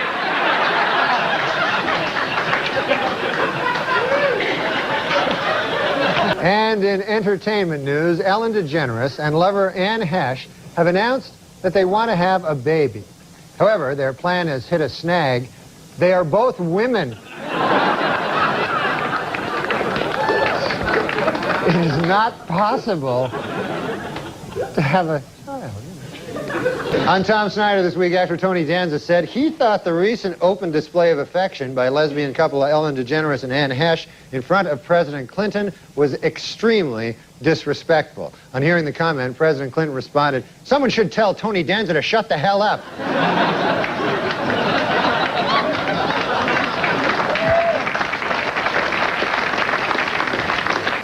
Well, by now, most of you have seen or heard about last week's episode of Ellen, in which the main character, played by Ellen DeGeneres, announced that she is gay.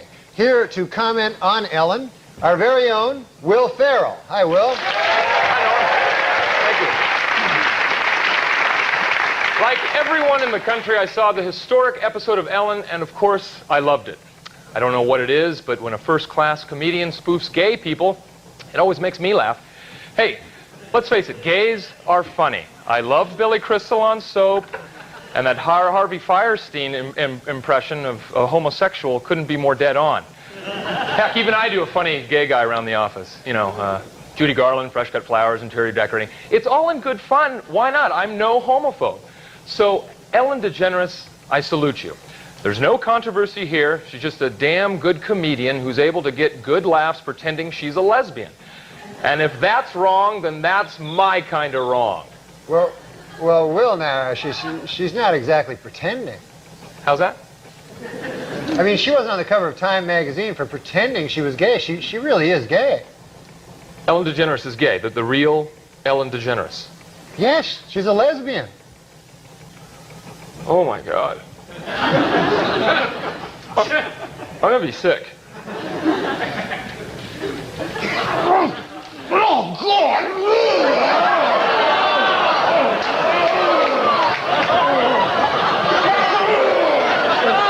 Why did you put that dirty, sickening image in my mind? Oh no, here it comes again.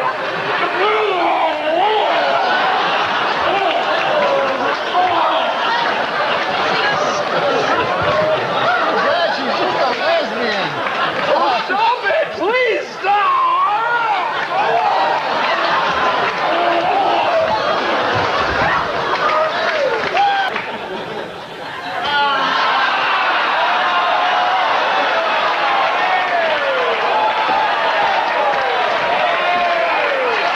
It's good. It's quite good. Normally I don't like Will Ferrell vomit, but this is actually really good. Let's just...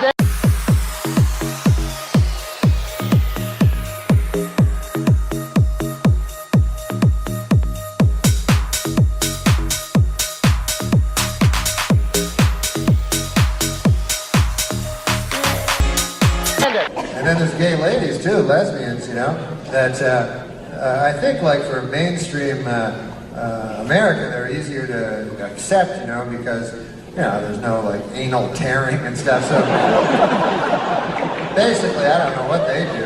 I guess they just like lick each other or something. I don't know. They can't fuck because they got no cock.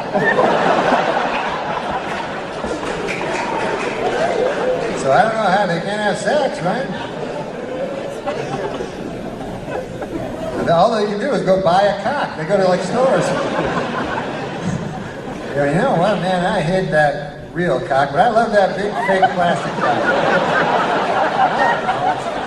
It's too complicated for me to understand.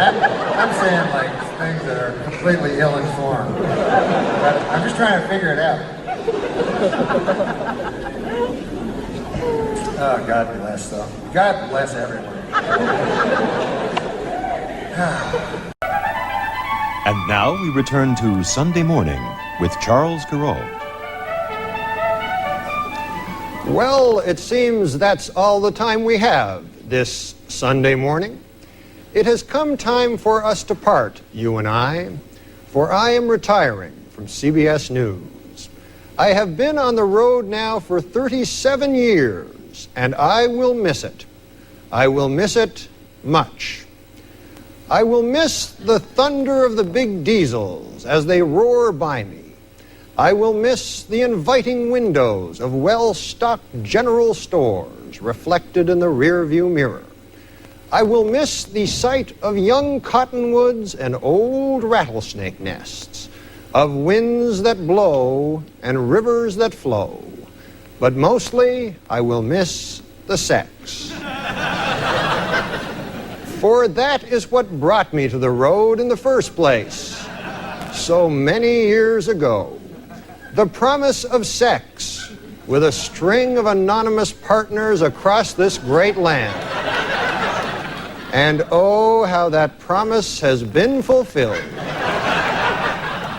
There was Thelma Ober, a frail old woman of 75, whose pumpkin pies have been well known to the residents of Cornwall, North Dakota for years.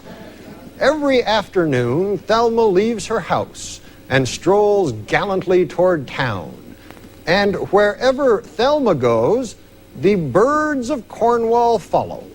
Miss Thelma Ober is known as the Bird Lady, and I had sex with her.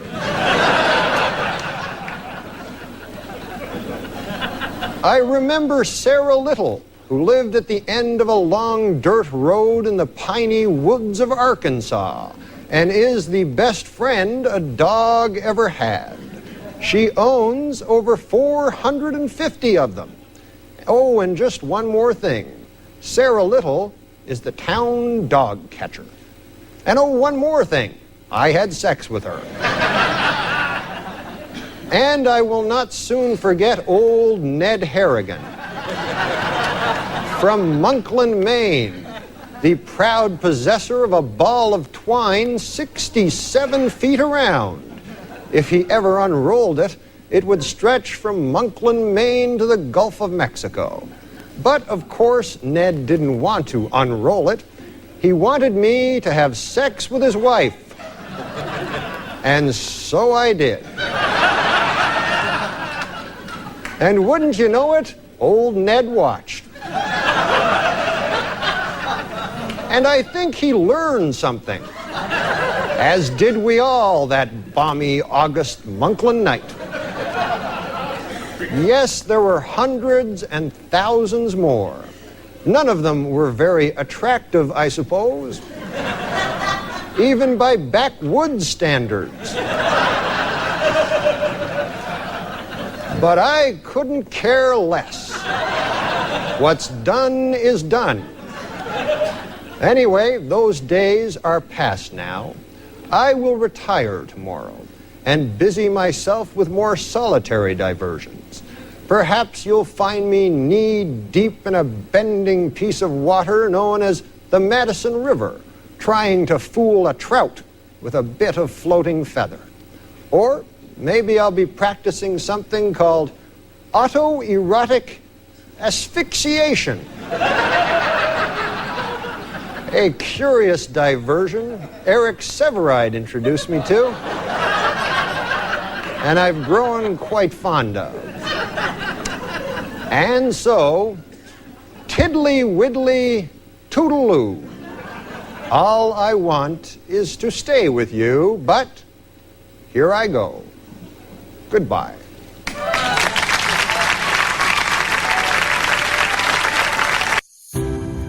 Some days we get closer. Things that we never really needed. Promises that we never thought of keeping safe. I guess it's never over if we never got a chance to check break away. Where's Norm? Oh, Shelley. In the 6 weeks you've been gone, he's been under a lot of stress lately, and there's something I ought to tell you about Norm.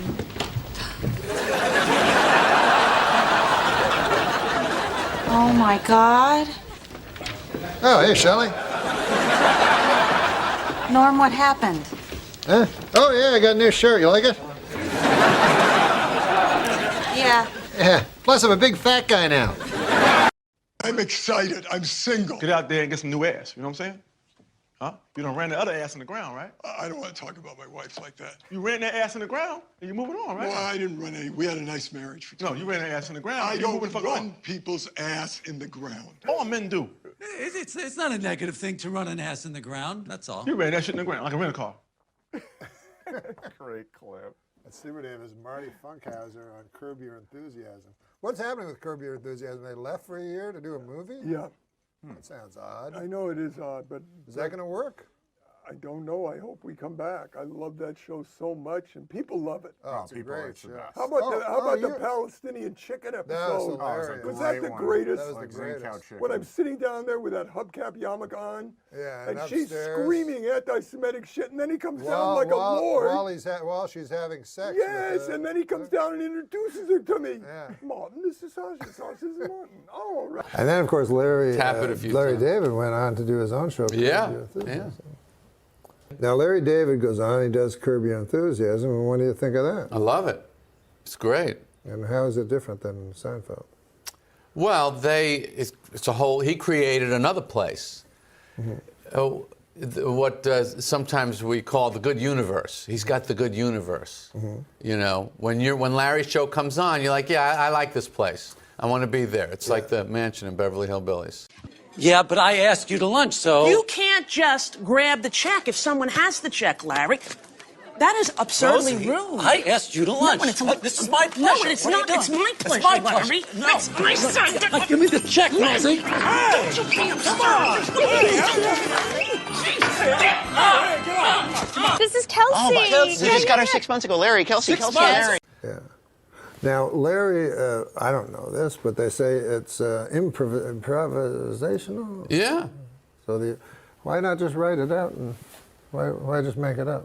Well, when you have Larry on the show, I think this is a great line of questioning. And don't you think Larry comes in with some jokes in his head? Is it all improvised and from Larry? Well, I think he knows what the scene's about. Yeah. Why it's a funny scene. Yeah. And that is 90% of good sitcom writing is, why are we even doing the scene? If you can answer that question with a funny sentence, you're on the right track. If the answer is, well, so he can meet the mother-in-law and then find out, no, that's not funny. But we learned over the years, if you can answer that question, why are they in this bowling alley? What's the reason? It better be something funny. And then the jokes will sit on that. But if it's, well, it'll be funny when, no. Is it really my fault? 'Cause you try to hit me with your pity till I can't trust, but I still push on. Got me changing my ways, trying to fix it. Poison my. What is your best joke? I mean, the punchline is It's all right. Cunt is in the sink. It's okay.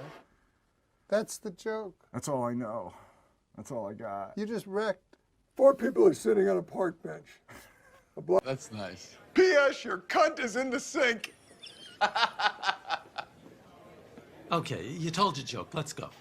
How good is that? It surprised me. It surprised. I had no idea it would be that revolting.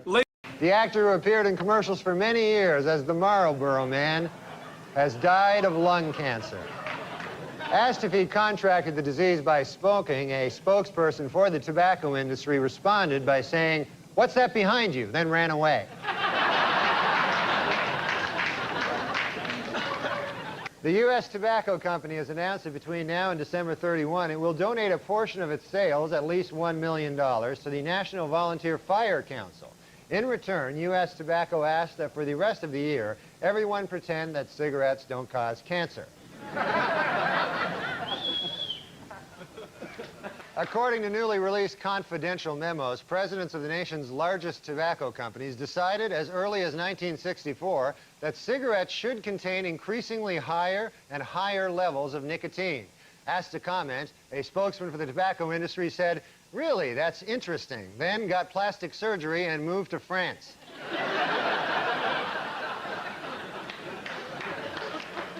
A new study funded by tobacco giant Philip Morris claims that the nicotine in cigarettes may actually help prevent Alzheimer's disease. Executives at Philip Morris caution that the study is not conclusive, but just to be safe, everyone on Earth should start smoking.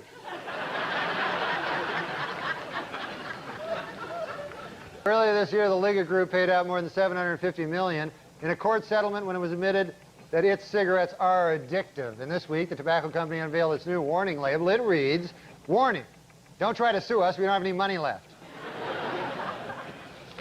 The FDA has approved a drug used for anti-depression to help people quit smoking cigarettes. Although it should be noted, the drug is crack, so... Richard Thomas of Chicago is taking a novel approach to getting his wife Sally to quit smoking. He is suing her in U.S. District Court, asking a judge to order her to quit. Legal experts say that considering all factors, Mr. Thomas actually has a very good chance of never having sex with his wife again. According to new medical studies, exposure to secondhand smoke dramatically increases a non-smoker's risk of getting heart disease and lung cancer. Jubilant tobacco company executives say the study proved beyond a shadow of a doubt that non-smoking can kill you.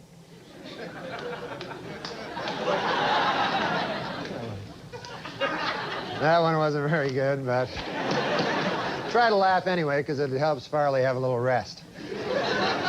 The most restrictive smoking ban in the nation took effect this week in New York, and already the city has gained over 9,000 pounds. Well, the Learning Annex in New York is offering a new course to teach women how to smoke cigars. The fee to enroll in the class is $100. The fee to watch the class is $200.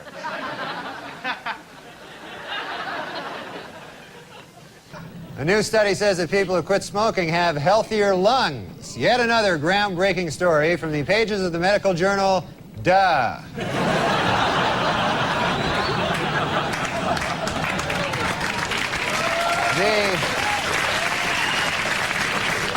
A recent consumer poll showed that Hershey is America's favorite company, while Philip Morris is America's least favorite. In the middle, the company that makes chocolate cigarettes. Right in the middle. Postal authorities removed a cigarette from a photo of blues artist Robert Johnson to help dignify the musician in a new stamp they've issued in his honor. This isn't the first time the post office has altered a photograph. In fact, the original photo used on the Elvis stamp was based on this photo.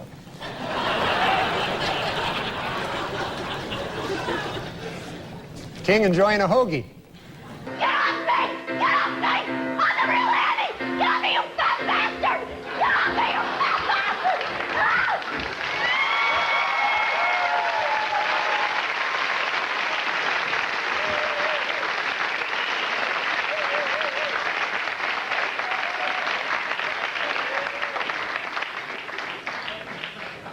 Oh, that was fun, wasn't it?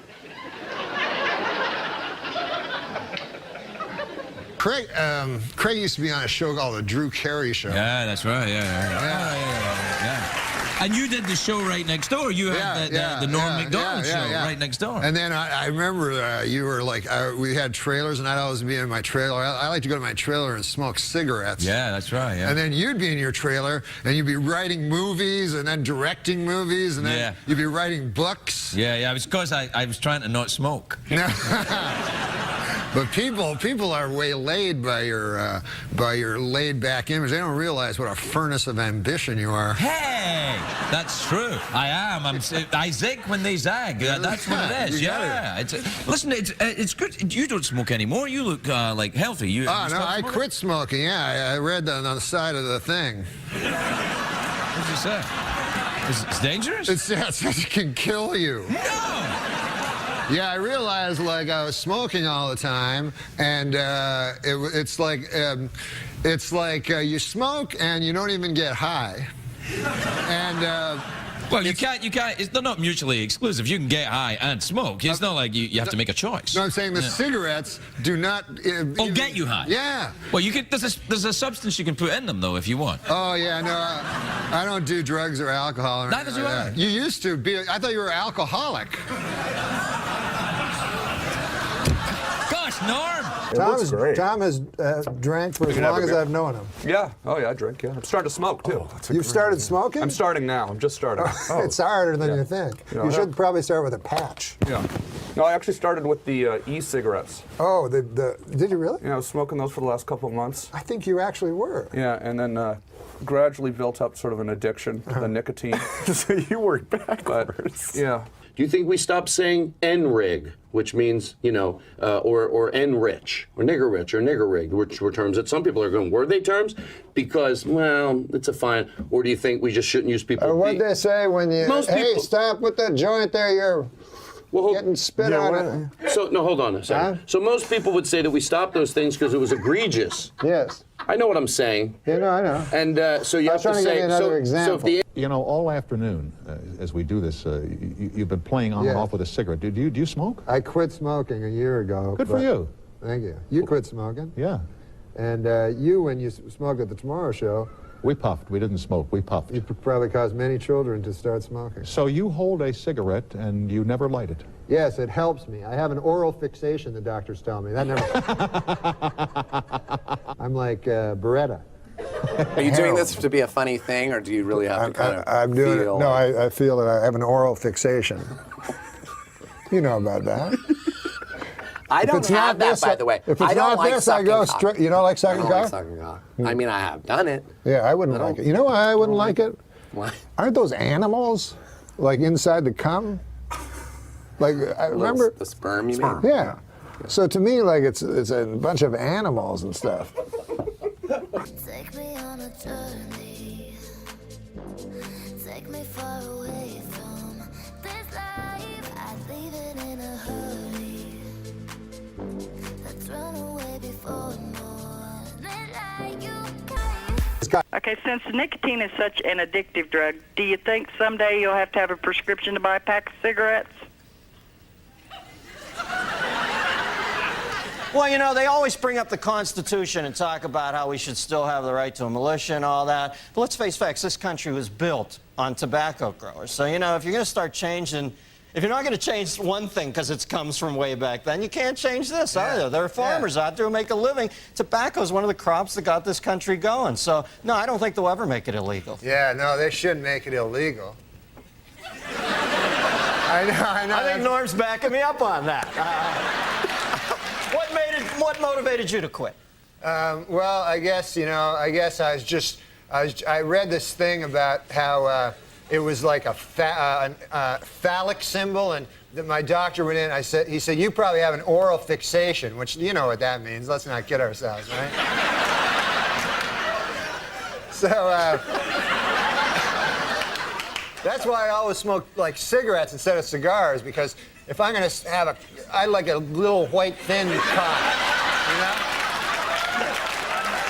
Are we back to cocks again, huh? I go away to Ohio, Middletown. about? The center of the universe, to take a nice, clean call, and then I space out. I'm thinking, I can't listen to Norm for a second. I got to get a time cue here. I come back, and you're talking about having a thin white cock in your... I don't have a thin white cock. In my cock, you mean? No.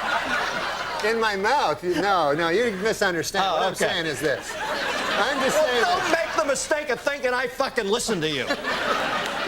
I just want to make it clear about that cock thing. I was just saying, if I ever was gay, if they suddenly made it mandatory or something, then I would choose the smallest cock, and I would like a guy that came fast. I don't know.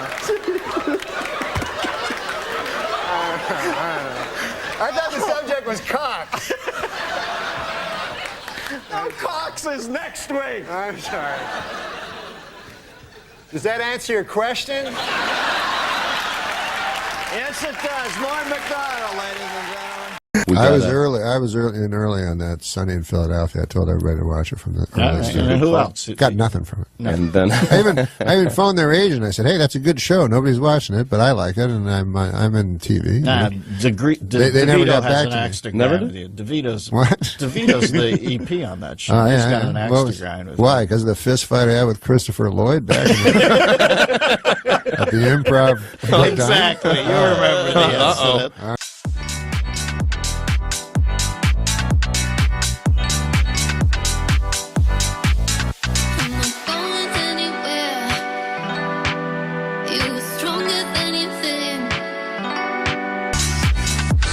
This one's more like a factoid. Danny DeVito looks like one of those guys with a short but thick penis. Right? He has to have the thickest fucking cock. It's true. The only guy I can really do is Richard Nixon. Well, that's you're over. Yeah, I see that. But I can do an exact Richard Nixon. Okay. And I can only do one thing. Okay. But he's being interviewed by David Frost. Right. And they made a movie where they pretended David Frost won, Nixon. But in the real tapes, Nixon won. Clearly. Right. But anyways, it was very funny because Nixon would use the ridiculousness of Watergate against his interlocutor. Right. And so at one point, David Frost says now when Howard Hunt and G. Gordon Liddy broke into the Watergate Hotel, they were wearing wigs and listening devices. And Richard Nixon goes, "Well, I suppose you could say they were wearing listening devices, or perhaps you'd call them hearing devices, and wigs."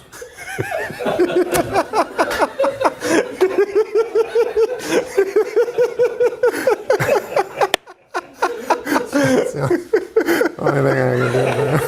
That's the greatest thing I've ever seen. So what I was going to ask you to do, the Nixon Watergate, I have to hear that again. I would do it because I love doing Nixon so much. David Frost is interviewing Richard Nixon. Right. Because Watergate was so ridiculous, Nixon would use that for his own benefit. So at one point, David Frost goes, "Now, Mr. Nixon, when E. Howard Hunt and Gordon Liddy entered the Watergate Hotel and broke into the room, at that moment, they were carrying listening devices and wigs." Richard Nixon goes, "Well, I suppose that they were carrying listening devices. Perhaps you could call them hearing devices. And wigs."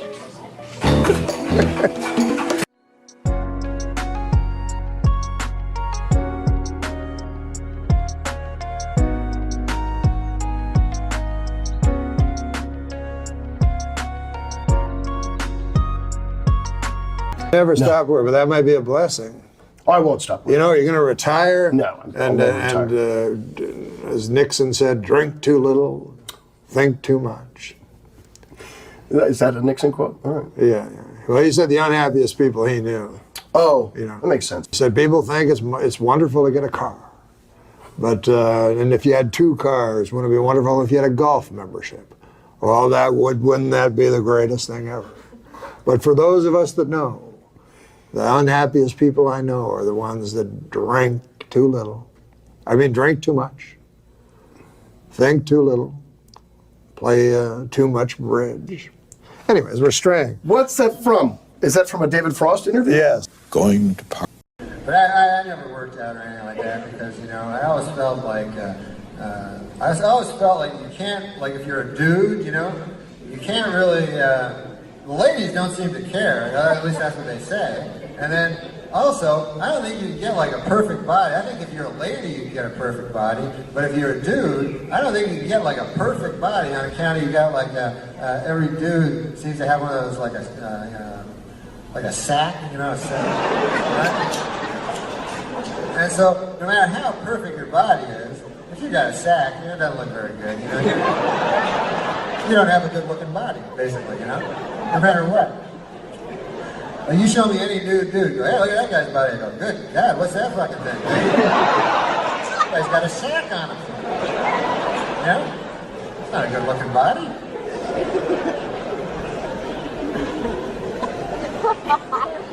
You ever see a guy with a good-looking sack? You know, yeah. You ever hear a guy go, hey, Bob, you know what your best feature is? Me and the guys were talking about it. Your sack. Oh, Lord, that's... You doing something different with your sack lately or something? God damn, it looks good. Good-looking sack you're toting around there, I'm telling you. Right? You can't work out on that or anything. Got no machine, got no sack of steel. They just give it up on that, man. That's why I'm surprised the fucking those plastic surgeons. Why are they working on the sack, man? Guy go like, man, I got a little thing here, a line under my eye. I'm gonna get that taken care of. Meanwhile, huge ancient old sack hanging out. Yeah, that's my problem, man. That eye thing. Got little crow's feet there, man. I get rid of them, that'll be good. Sack's old too, man. That's older than you, your sack. I don't know how that worked out. You know what I mean? You have a dude like 25, his sack's like 100 years old. Right? Sometimes you turn to it for advice. You ever do that? You go, right?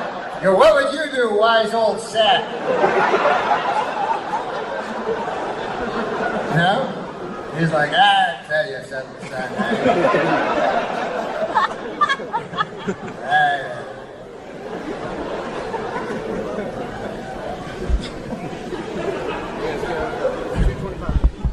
You see old guys sack like old guys sacks are really old because they're like 80. Their sack's like 400 or 500 years old. It's like a fucking old, like a tree or something. It's not like a tree, but trees are old. I read that in a book. Know that in this day nobody's gonna change. You won't ever leave. On my mind again, I'm still not tired of it. Can make you want me. And I might act okay, say things will stay the same. Say I'm all I need. You know, there might be some good news about Schwarzenegger's illegitimate child. Being the son of a governor and maid means that this kid is going to be great at cleaning up this fiscal mess we're in.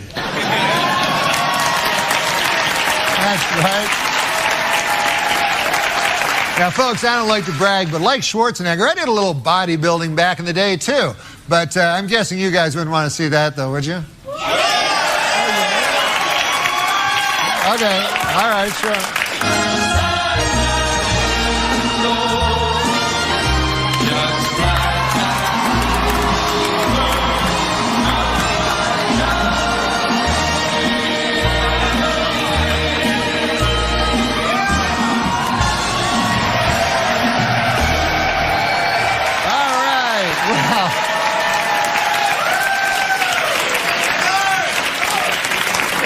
Let's hope that doesn't live on the YouTube forever, long after I'm dead, out of context.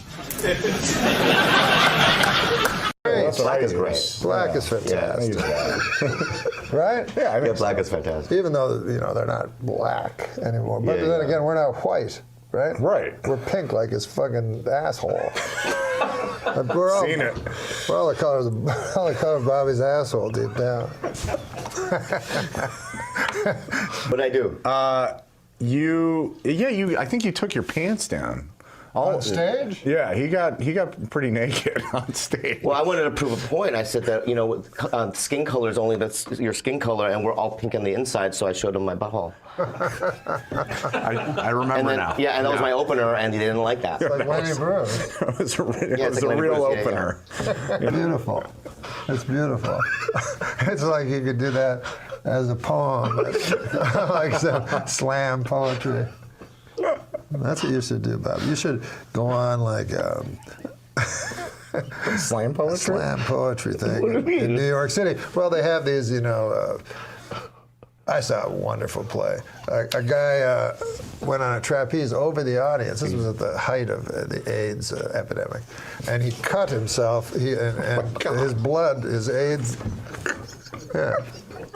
his AIDS-filled blood went all over the audience. We never cheered because we were afraid to be politically incorrect. So instead, we contract AIDS. But wait, you were at the show? Yeah. You were being sprayed with AIDS blood? Yeah, we all got full-blown AIDS within the circus. Did you get your money back? No, we pretended it was good because we'd rather get AIDS than be called homophobe. But this guy said one of the most disturbing things to me. Yeah. He said he was very into the S&M, gay S&M scene.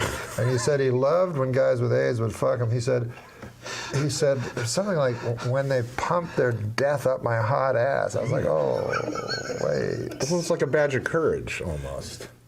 Yeah, it's a real Stephen Crane moment. Oh, man.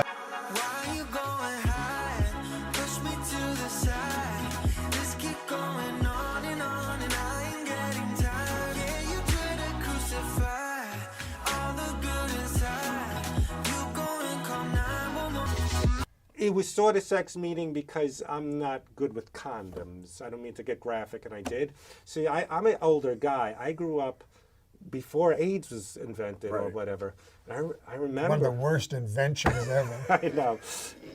I remember it was one of those things, someone's talking about herpes, and they go, there's another thing. Dr. Gerald AIDS with his fucking idea. Yeah, and the AIDS candy had to go away for the Provenza show. And finally this week, Jeanne Calment of France turned 120 years, 238 days old, making her the oldest person who has ever lived. And though she can no longer shop for herself, see friends, or even get out of bed, she still has enough strength to say, "Oh God, I want to die."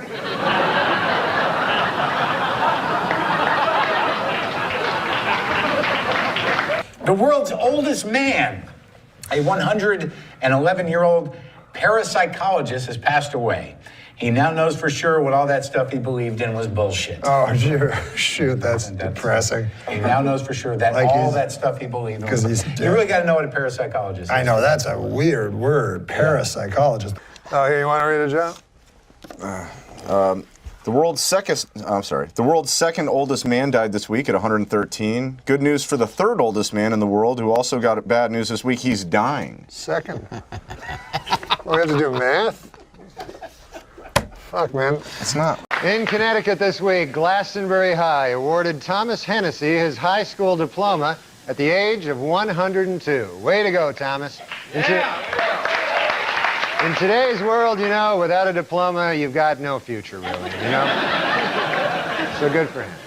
The world's oldest man, this one says, Alexander Imich. Is it the same guy passed away at 111? Yeah. Is that what your card says? Same guy, yeah. Same guy. And the world's youngest man, Declan McAllister, was just born. Oh, wait, correction. The world's youngest man, Fan Wu Chang, was just born. Wait. No, it's Gaston Leclerc. No, Javier Gutierrez. No, it's Taki Yamashita. No, there's, God damn it. No wonder they don't keep track of the youngest man. Know that in this day, nobody's gonna change. You won't ever leave. On my mind again, I'm still not tired of it. Can make you want me. And I might act okay, say things will stay the same. Say I'm not. Harriet Thompson, 91. Yeah. Do you want me to read it to the camera? Yeah, you can just retell me. Finished running the Rock and Roll San Diego Marathon in just over 7 hours, becoming the oldest person to complete a marathon and setting a world record for the fastest time in her age group. Previous record was set by Mildred Kenilworth, who died during mile 1. Oh, goodness. So she crushed that record. And the Shawshank Redemption picked up the New York Film Festival's coveted award for the stupidest movie title. In a related story, 3 of Hollywood's most powerful men, David Geffen, Steven Spielberg, and Jeffrey Katzenberg, joined forces last week to form their own movie studio. When asked what sort of films we could expect from them, the trio replied, mostly pornos. That's good news. Well, Tom Cruise got ready for the premiere of his new movie, Interview with the Vampire, by sucking all the blood out of wife Nicole's...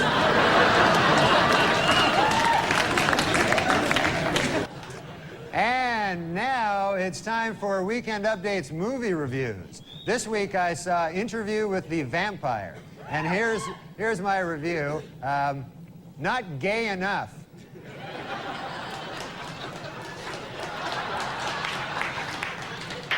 Well, this coming Monday is Oscar night, and 3 films, The English Patient, Secrets and Lies, and Shine, are locked in a tight race in the category Best Picture There's Not a Chance in Hell I Will Ever See. No interest at all in seeing them. And finally, the Oscar nominations were announced this week, and Tom Hanks and Jodie Foster are in a heated competition in the Academy's controversial new category, Best Retard.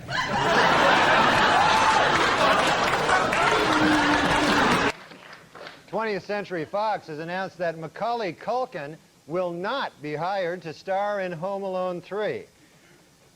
Studio spokesman said that it was nothing personal, but with Culkin now 16 years of age, the only way to keep him in the film would be to make the character retarded.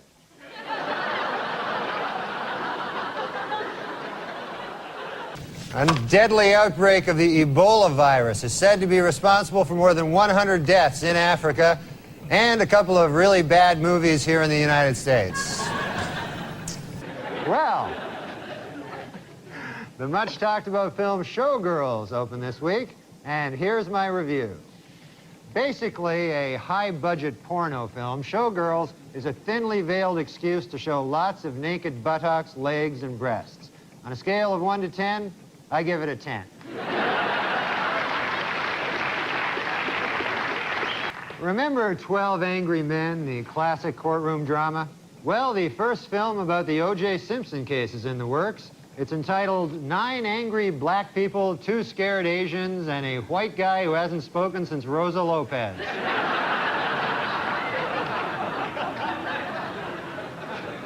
Well, the long-running TV series The Love Boat is being made into a big-screen feature by New Line Cinema. The producers have announced that the entire original cast of Gavin MacLeod, Bernie Capel, Fred Grandy, Ted Lange, Lauren Tweez, and Jill Whalen will have to pay $7.50 to see the movie just like everybody else.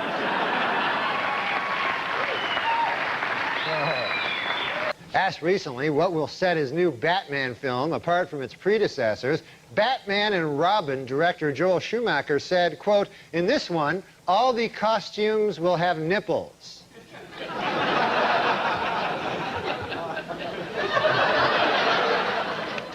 Note to self, do not watch the next Batman and Robin.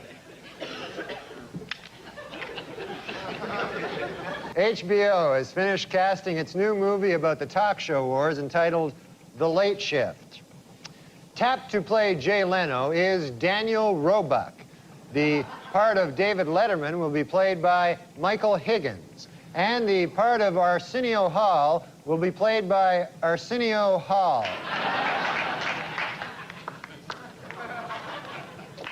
Woody Allen is to be the subject of a documentary film which will follow his jazz band on its 1996 tour.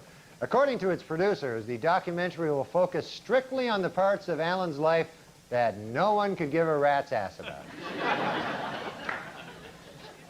Well, filming has finally begun in the long-awaited life story of Evita Peron, starring pop singer Madonna. According to its producers, the film is 100% historically accurate, except for the part where Mrs. Perone has group sex with the Houston Rockets. In the new movie, Mrs. Winterbourne, talk show host Ricky Lake plays the part of a young mother-to-be. According to film's producers, Miss Lake was so serious about achieving a realistic pregnant look, she forced herself to lose 30 pounds.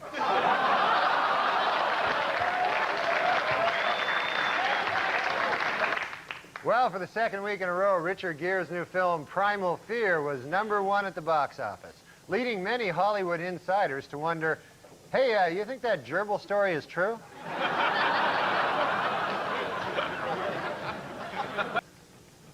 Last night, the epic disaster film Twister opened to big box office and some controversy.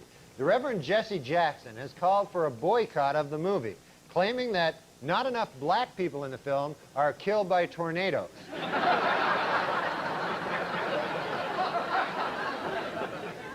At the box office last week's #1 movie, The First Wives Club, was knocked out of the top spot by a new film, The Hotter, Younger Second Wives Club.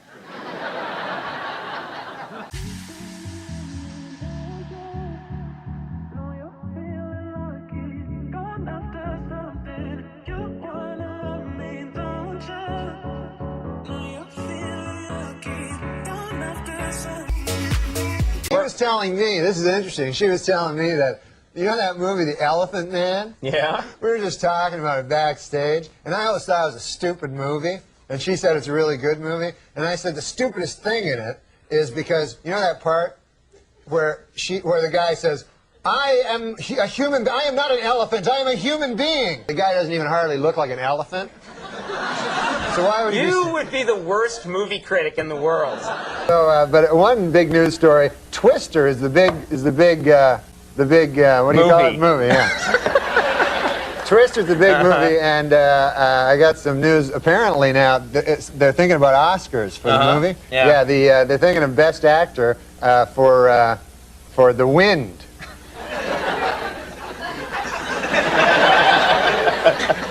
Before the show, you said that stunk. Yeah. Yeah, you were right. I did. Hey, man, I met the guy from...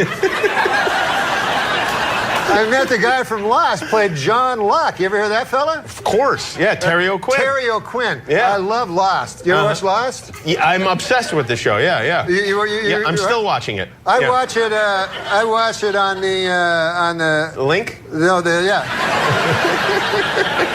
You got that working? On the computer, where you can watch like you can watch them right after each other. So you don't have, there's no cliffhanger, you know? Yeah, you know about that. You probably watched it live 6. Do you think I'm 80? No, you probably watched the show though. I did. I watched it during. So that must have been incredibly frustrating. No, it wasn't. Why would you say that?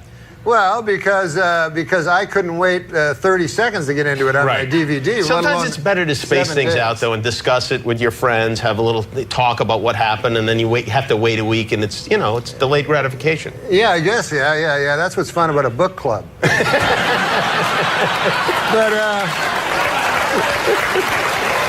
But here's the thing. Where are you in the run of Lost? I'm finished. I'm finished. But I realized something around season 3 that these guys that wrote the Lost, they didn't know they were going for 6 seasons. So they did not have this planned out. You don't think they did? No, they did not write a 400-hour TV show that then cut it up. They didn't know when they were going to get canceled. So then they're just making up stuff and everything, and then crazy things happen. They didn't get canceled though. They planned to end they ended the show early. That was their ending? Yeah. Oh, yeah. That's even worse. If that was their ending. That was their ending. I do not like, I don't like ambiguous endings. I want to know. I don't want to try to figure it out. What about the Sopranos ending? Did you like that? You didn't care for that? I want to know. I don't want to be left. Like, I remember this movie, Lost in Translation. Bill Murray couldn't love the guy more. But you ever remember that movie? Yeah. At the end of the movie, you see it, it's all good and everything. He runs through the crowd, whispers into Scarlett Johansson's ears. They don't have him mic'd. That's unforgivable. You're like, what? And then they're like, like, yeah, you figure it out. I'm like, me? I'm supposed to figure it out? I'm watching.